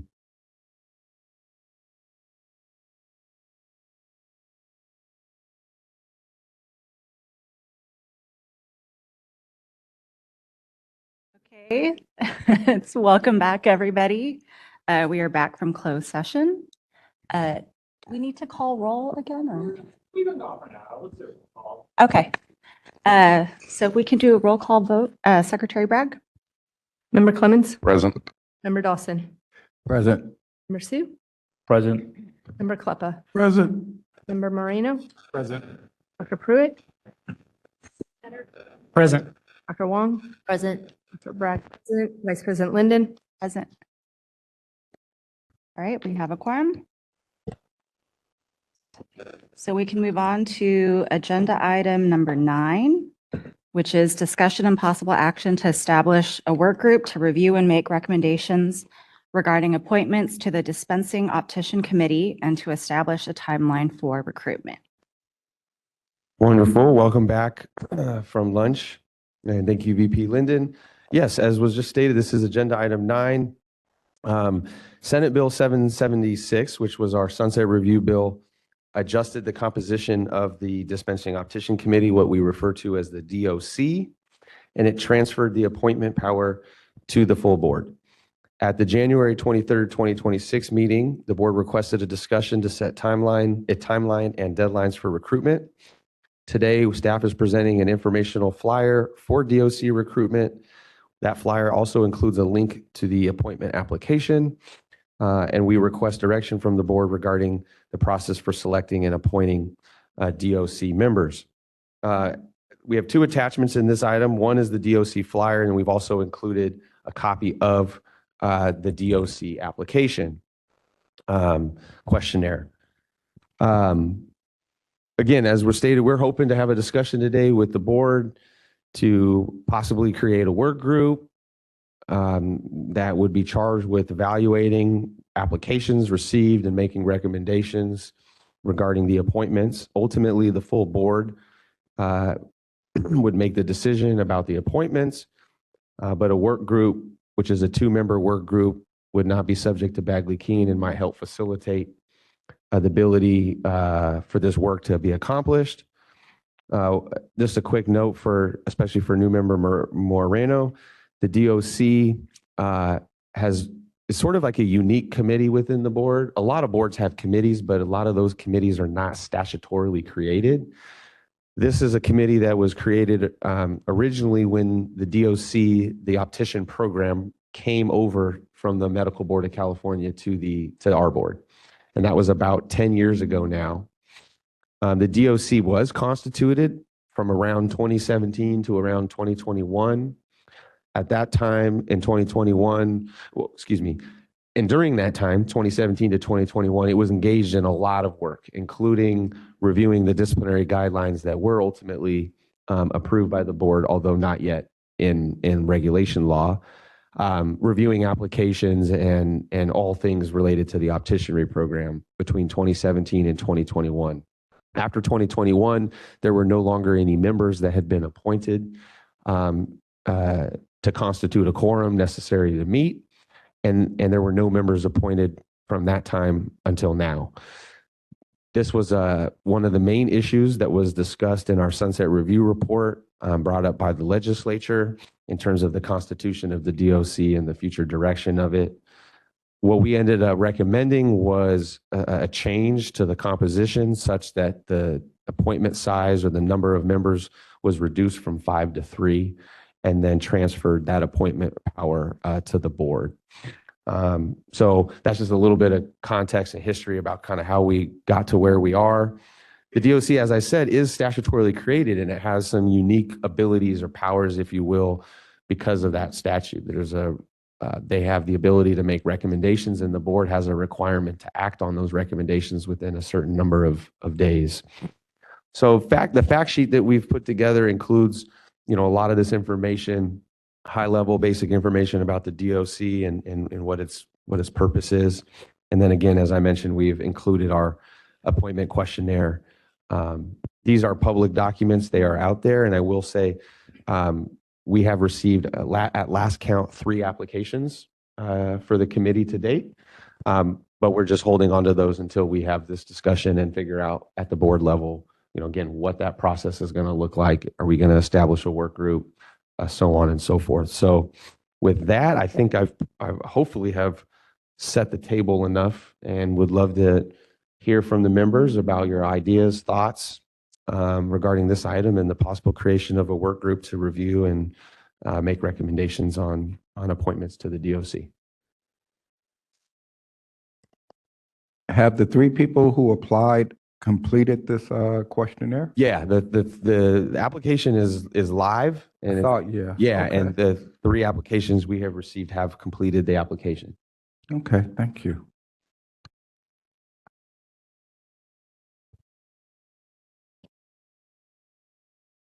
Really? I'd love to be on the work group if we decide to have one. It's kind of like my namesake here, huh? I mean, I think my personal opinion is you probably are a natural fit for that. You are the only optician member of the board. But I wouldn't say that just based on default. I think your skill set and qualifications would make you a good fit for that. So.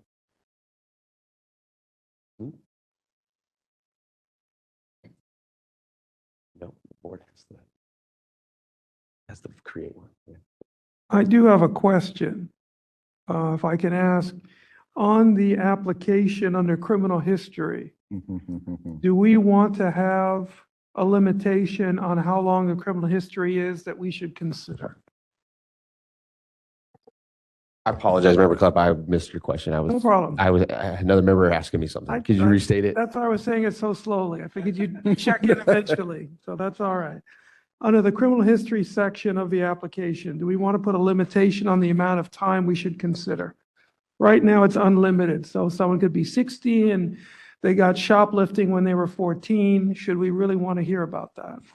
That's for you guys to decide. This application that was created was taken from an existing application that the director uses. The director of the Department of Consumer Affairs uses this application to consider appointments to bureau advisory committees. So within the department, there are bureaus. They're not boards, so they don't have independent authority like we do. And bureaus have committees that the director appoints members to. And so this is the questionnaire that is used for that process. We thought it made a lot of sense for this process because it's also a committee, although the board has the appointment power, not the director, of course. But I don't have any personal opinion, or there's no law or anything I can point to in direction to your question, except to say that under licensing law that we look at for making determinations about candidates for licensure, there is what we call the 7-year look back rule, which gets a little complicated because there's a definition for serious or violent felony, which includes a whole bunch of things, but doesn't include everything. Anything that's a serious violent felony is not subject to the 7-year look back, but everything that is not, so, a DUI, for example, older than 7 years is not something that can be used in a licensure determination, but a DUI within 7 years can. So there's a 7-year look back law that exists in statute for licensing. There's nothing in our statute or anywhere else that I'm aware of that speaks to that question or that issue for purposes of considering somebody for appointment on a committee. But I don't know why the board couldn't put in such amend the question, if you will, and say, we only want to know about convictions in the last 7 years or whatever. Yeah. That's, I think, a discussion for you guys to have and decide. Okay, because I know California passed what they call the ban the box legislation. The idea was not to prejudice someone because of a long ago transgression that they've long outgrown. So it's something to consider. That's correct. Now, ban the box, though, is a little bit different because we have fingerprint, state and federal fingerprinting for our applicants and licensees. So the ban the box question doesn't mean you can't ask the question. It just means you can't require the question to be answered, excuse me. So it's an optional question on a lot of applications. But whether you answer the question doesn't really matter because, again, of the state and federal fingerprint background check, we're going to know whether you have a conviction. Again, whether you have a conviction or not depends on what it is and the length of time. But that's all pursuant to law that applies to licensees and applicants. I'm not aware of anything.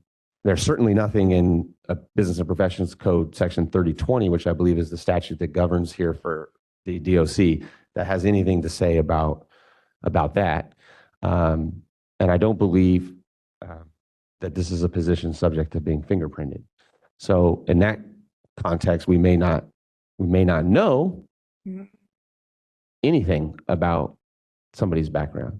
And so that may be why you would not want to limit it to a certain time period. I don't know. Well, again, you raise the issue, you go back only 7 years, right? So you could have someone who's licensed, but they had a conviction 8 years ago, 10 years ago, 20 years ago. So I would not want to dissuade someone from applying for this position because they had something long ago that wouldn't stop them from being licensed, but might stop them from applying for this position. That's my thought. Yeah. It's a fair point of view. Ultimately, this is all for you guys to decide. It's not. I don't make any appointments to this committee. The board does, and what we need to establish is a process to effectuate that. Right. What that looks like is ultimately up to you all. Just like it is about what level of detail you may want to know or not want to know about somebody's background. Can you comment on the 3 people that have already applied, what their background is? And I have a follow-up question to that question. I don't know if I want to comment publicly about their background because I think what we're trying to do is establish a process. Sorry, I should have clarified. Generally speaking, are they an optician, optometrist? I'm just kind of curious. I guess my follow-up question is, do we have the ability as a board to decide that the 3 members, maybe they should be all 3 dispensing opticians? Or do we have a set guideline that they have to be 1 optician, 1 SLD, and 1 public member? It's the latter. We have to have a public member or a licensed optometrist. We have to have a spectacle lens dispenser or a contact lens dispenser, and then we have to have an RDO. One of the 3 members must be a sitting board member who meets one of those qualifications. We wrote it that way broadly. That means every one of you, right, whether you're a licensee or a public member, or in Martin's case, an optician, is eligible to be the board member that sits on this committee. that really means we're looking for 2 people, right? So we can't have just 3 optometrists or 3, right? To answer your first part of your question, I don't want to speak specifically about any of the candidates because I haven't reviewed any of their applications. We've just received them, and I think it's the board's job to establish the process to review and make decisions there, but they're not all in one category. Is that enough for, okay. Yeah, thank you. Thank you. I do remember when I saw it go live. How long has it been live? It's been live for about a month or so. Okay. Have either of the 3 followed up to ask where they are in the process, what the process is, what the next steps are? I think one of them, I'm trying to do this off my memory right now. I think one of them has, and I responded to them just kind of generically. They've all had their submission acknowledged.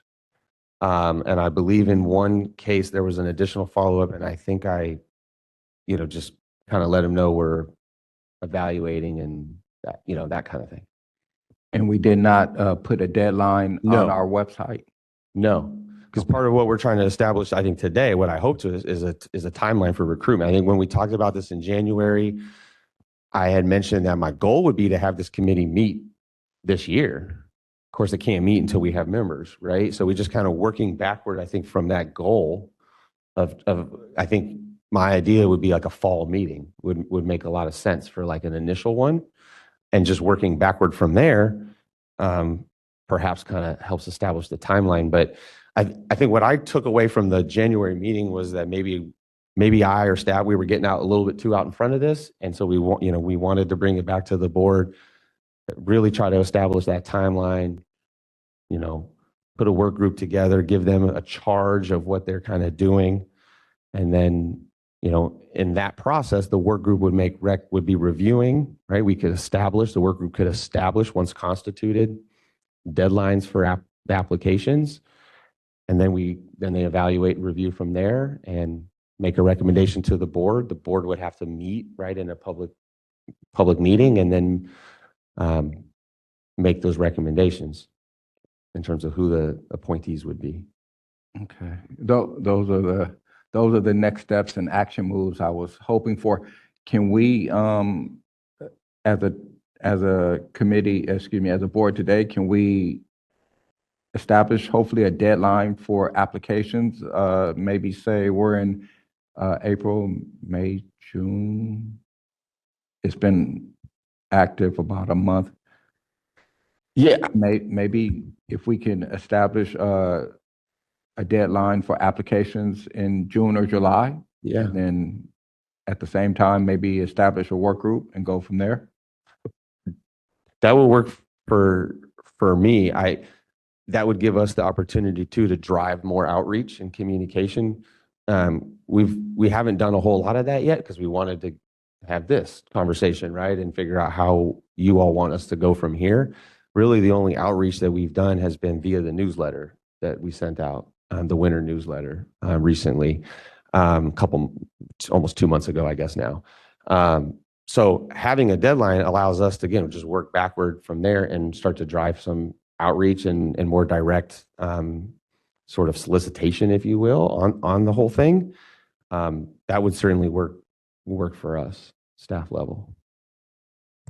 I keep looking at Alex because I'm hoping he's got some ideas to help me out here with the outreach and PR, but all right. So all we're doing today is establishing the work group, right? I would like to, I think we kind of talked about a work group maybe at the January meeting, but I'd like to really formally establish that and put a timeline, and I think we can say as a board, a due date, give me that direction of when you want that due date for applications. And then we can start driving up from the staff level, some outreach, comms, communications, PR, that kind of thing. Hopefully get some more interest, right? And then we'll flow those applications to you all as a work group, and you guys can start reviewing them and making recommendations. I'm happy to volunteer for the work group. All right. If no one, yeah. Yeah, I mean, we've got, I know you're terming off, So it's probably difficult for you to continue, like if you were to be a participant in that, it would be difficult I think when we talked in January, we had envisioned maybe Lillian playing a role, right? Because she was the only board member that was here when the DOC came 10 years ago now. You always say those kind of things and make me feel older than old, right? You're the only member there. I gotta That's to figure make, out a that's better to way. make you feel Sorry. important because you're the only one who knows. What are we gonna do when you leave? I mean, it's tough. I know. But just thinking through it more, right? I mean, Lillian has to step off the board June 1, no matter what. So, so it probably doesn't make sense for her to engage in that process. So it would make sense for probably Martin and somebody else, right? Yeah. I keep looking down here, see if there's any other volunteers. Maybe. So we would need, if we want to establish that work group and appoint Dr. Tedder and member Dawson to it, we need to have a motion and a second and do that. And I mean, I don't know if we need a motion and a second to establish a due date for applications, that we can just agree to that maybe. I guess I always think of emotion as formal direction. Yeah. And like, I mean, it's not the power of law, but it's more akin to that. Yeah. So again, this is up to the board members. It might be helpful do any of the board members have an idea of what they would like to see here and to throw that out, and then we can start to fiddle with that. Or Greg, do you have one? Well, I was gonna say, before maybe you guys answer that question, let's just think about the known timeline. Our next regular scheduled meeting is July 10th, I think it is. So we probably want to establish a due date for applications at least a month in advance of that, I would think. The next, so that, because that July meeting then would give the board the ability to make the appointments, right? And then that sets us up for building toward that meeting at the end of summer, early fall.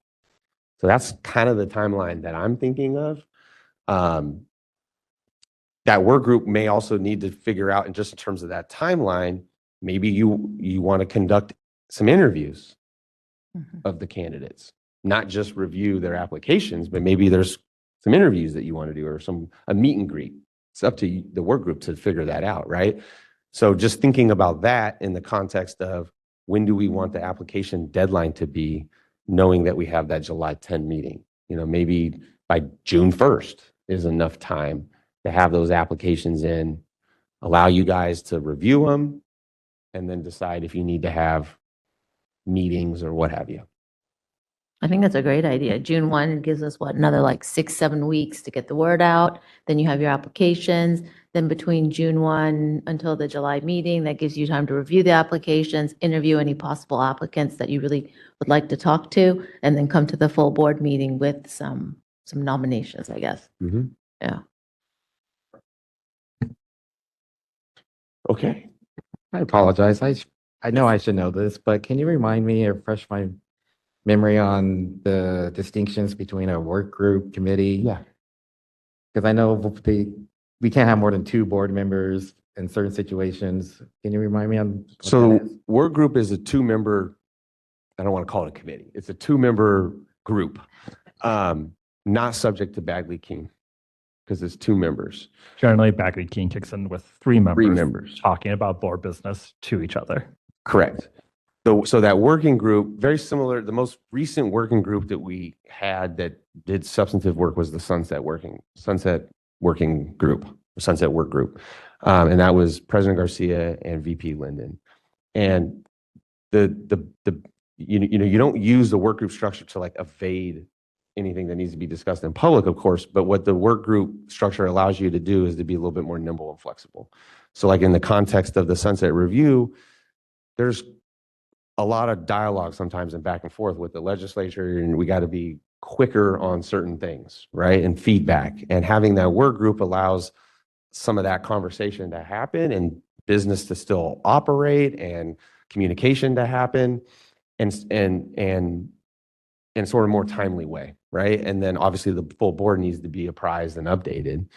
Very different than a Bagley-Keene scenario with a committee where they cannot meet unless it's a 10-day noticed agenda with the infrastructure that comes with all of that, with, you know, and you can only talk about the things that are on that agenda, right? So that's, I think, council, if I did a decent job there. That's a good thing. Granted, though, it's also, we could, for, if we wanted to say, if there's enough interest from the board members, we could do like a committee and then do the advisory option, which is remote. It still needs 10 days, still agenda, still limited conversations, but you can do it remotely. There's a little bit more flexibility there. So it kind of depends on, Greg, like what type of flexibility you need versus is there a lot of interest from board members to be participatory in this and ultimately the board Yeah, and members- just to highlight, I think what you're saying, council, is when you do have a committee and the committee wants to meet, just like we meet with PEC, right? We have the remote option in the committee structure, so long as a staff member is in a publicly noticed location. So think about PEC, I'm the staff member in the publicly noticed location and you guys are conducting the meeting remotely. The committee, under Bagley-Keene laws, we can meet that way. So there is a little bit, it's not as rigid, if you will, as a full board meeting. There is that virtual option flexibility with the committee. Of course, with the work group, you don't need any of that. We could just, hey, can we meet tomorrow at 10 a.m.? And then we meet. But I think also to council's point, if part of your question is maybe there's some more interest in just 2 members, if there's interest and we can establish a committee as well. It would just need at least 3 members. Could I maybe suggest, why don't we have all the members who are interested in being on this group just raise their hands right now so we can kind of gauge that?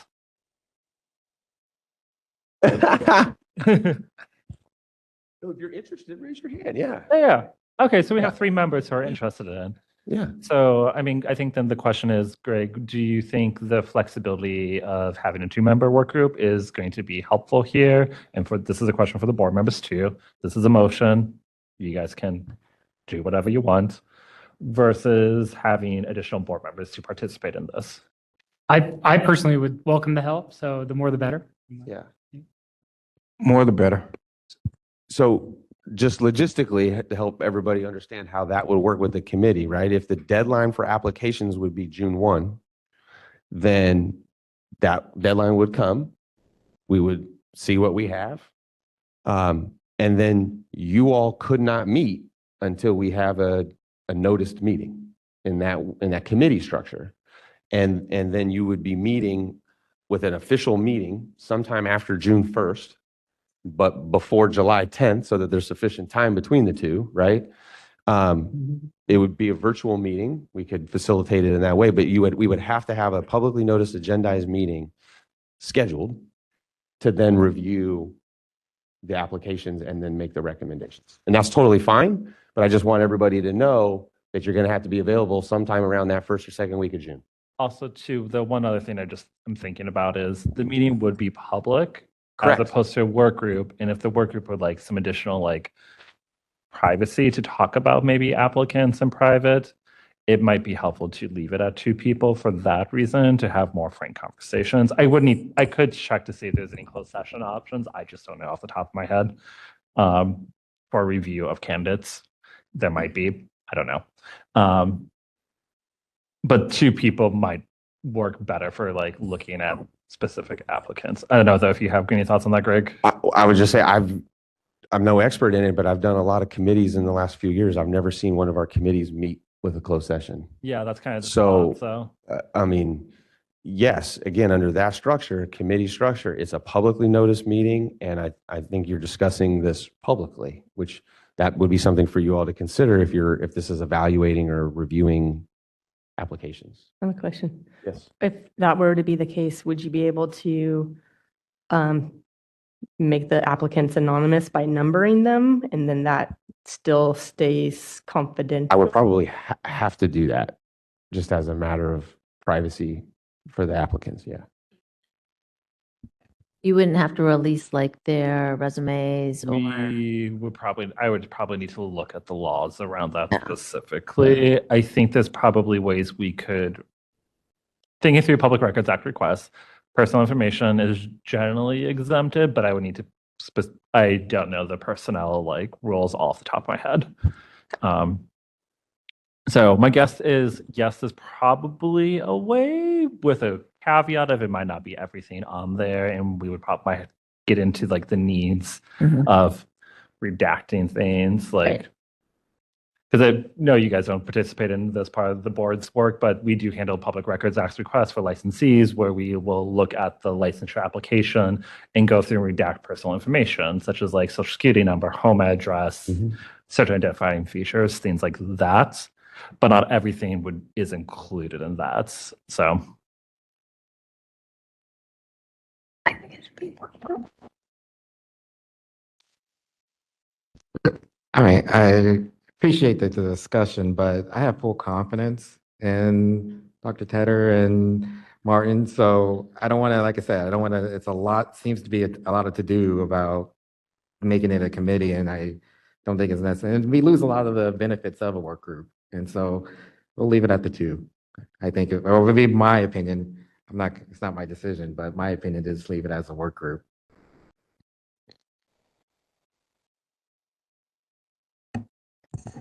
Do we need a nomination then? Can I nominate a work group? I think we need Public comment. motion, right? We need a To motion. establish the work group. Give me one moment to just finish. I've been working on the Yeah. motion. It's a motion to establish the work group and a deadline for the applications. Yeah. And I don't have to. Yeah, we need to name the members of the work group when we establish it. Yeah. All right, I'd like to make a motion to establish a, Brenda was going to draft you. oh, Yeah, sorry, just give me.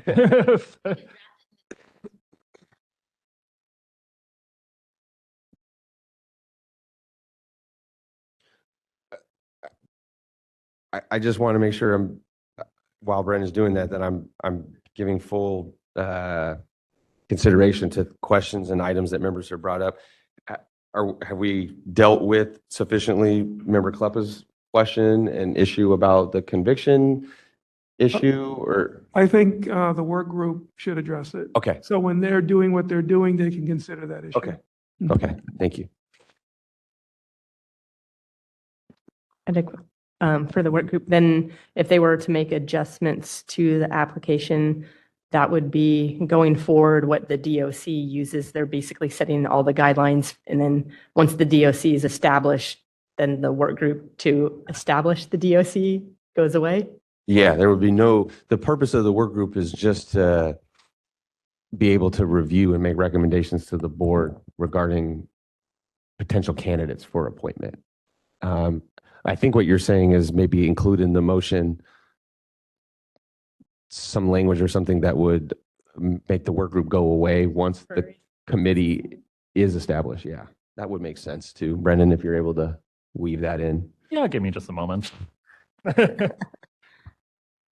Copilot can do it faster. No.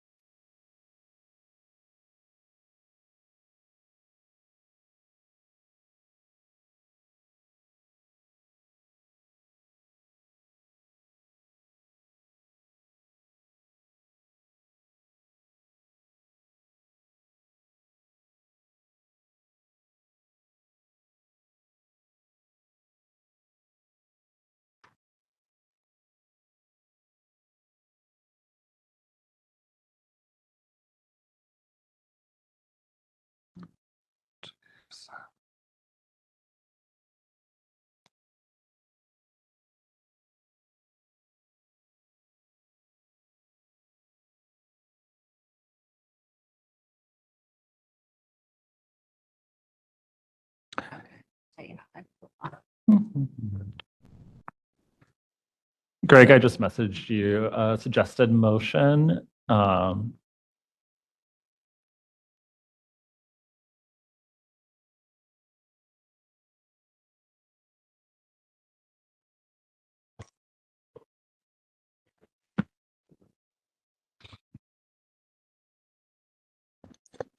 Yellow. Right.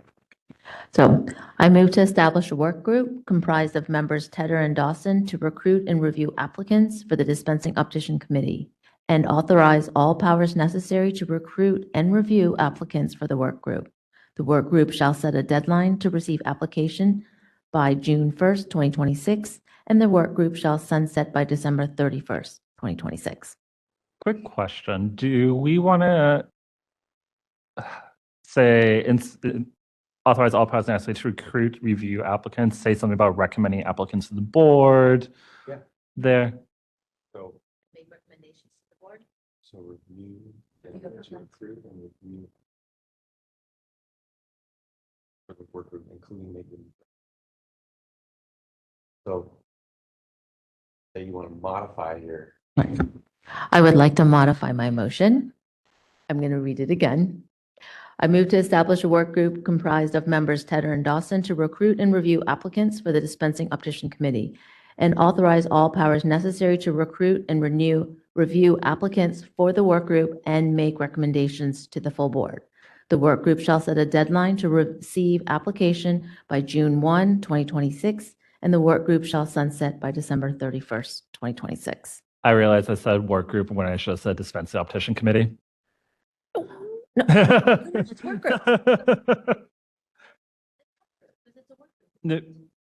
No, we're to recruit and review applicants for not the work group, but the dispensing optician committee. Oh. Yeah, because we're trying to get applicants for the committee and we want the work group to review, do them and make recommendations to the board. I'm going to for just the make yet another friendly amendment to my own. Brandon, you want to just take. Yeah, give me 1 second. Let's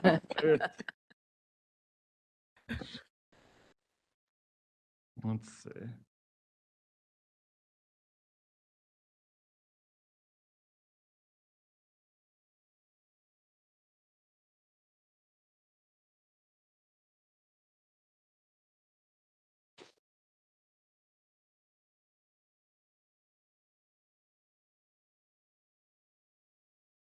Let me read this off, and if I'm missing anything here. So I move to establish a work group comprised of members Tedder and Dawson to recruit and review applicants for the dispensing optician committee and authorize all powers necessary to recruit and review applicants for the DOC and make recommendations to the board regarding appointments to the DOC.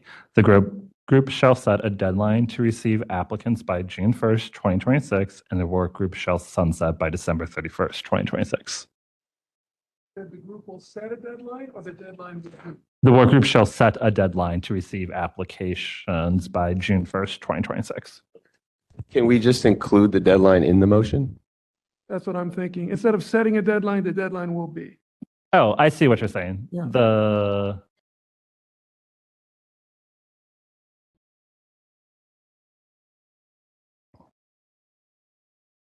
So the deadline to receive applications shall be June 1st, 2026. Yeah. Great. I'll send this back. Perfect. So, Member Juan, why don't you just, for the record, revoke all of your previous motions? I revoke all of my previous motions, and I'm going to make a final one. Wait, I move to establish a work, this one right here, right? Yeah. Okay. I move to establish a work group comprised of members Tedder and Dawson to recruit and review applicants for the dispensing optician committee and authorize all powers necessary to recruit and review applicants for the DOC and make recommendations to the board regarding appointments to the DOC. The deadline to receive applications shall be June 1st, 2026, and the work group shall sunset by December 31st, 2026. Need a second. We have a second?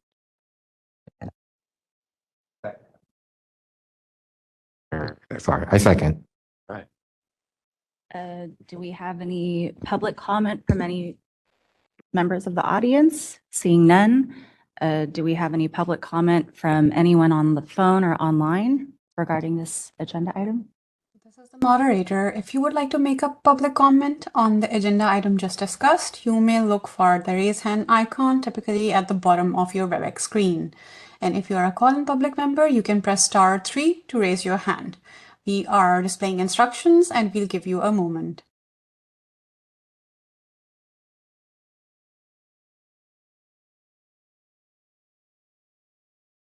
I see no comments. I return the floor back to you. Great, thank you. Secretary Bragg, if we could get a roll call vote. Member Clemens. Aye. Member Dawson. Aye. Member Sue. Aye. Member Kleppa. Aye. Member Moreno, Aye. Dr. Pruitt, Aye. Dr. Tedder, Aye. Dr. Wong, Aye. Bragg, aye. Vice President Linden, Aye. motion passes. Great, the motion passes. Thank you for serving on the work group. So that brings us to our next agenda item, our last agenda item, which is item number 10, future agenda items. Do any of the members have items they would like to see on a future agenda? Tedder, Dr. Tedder. I would just like to, per the earlier conversation, have some discussion about auditing and if there's new technologies or processes that would increase our ability to audit greater than 10%. I'd like to discuss that. Got it. On that same note, could I make a recommendation to invite Arbo and OE Tracker to at least come and present, and they can talk about OE Tracker and CE Tracker. CE Tracker is another company. Yep. And the other one, I think we referenced it in various ways, but we had a prior litigation matter I'd like a debrief on in whatever way we can do that without giving up privilege or any other privileged information. Got it. With that, yep. Are there any other items? Seeing none. Yeah, public comment, yep. For this? Okay. Is there any public comment from those in the audience? Seeing none, are there any comments from those on the phone or online? This is the moderator. If you would like to make a comment on future agenda items, please look for the raise hand icon at the bottom of your WebEx screen. And if you are a call-in user, you can press *3 to raise your hand. We are displaying instructions and we'll give you a moment.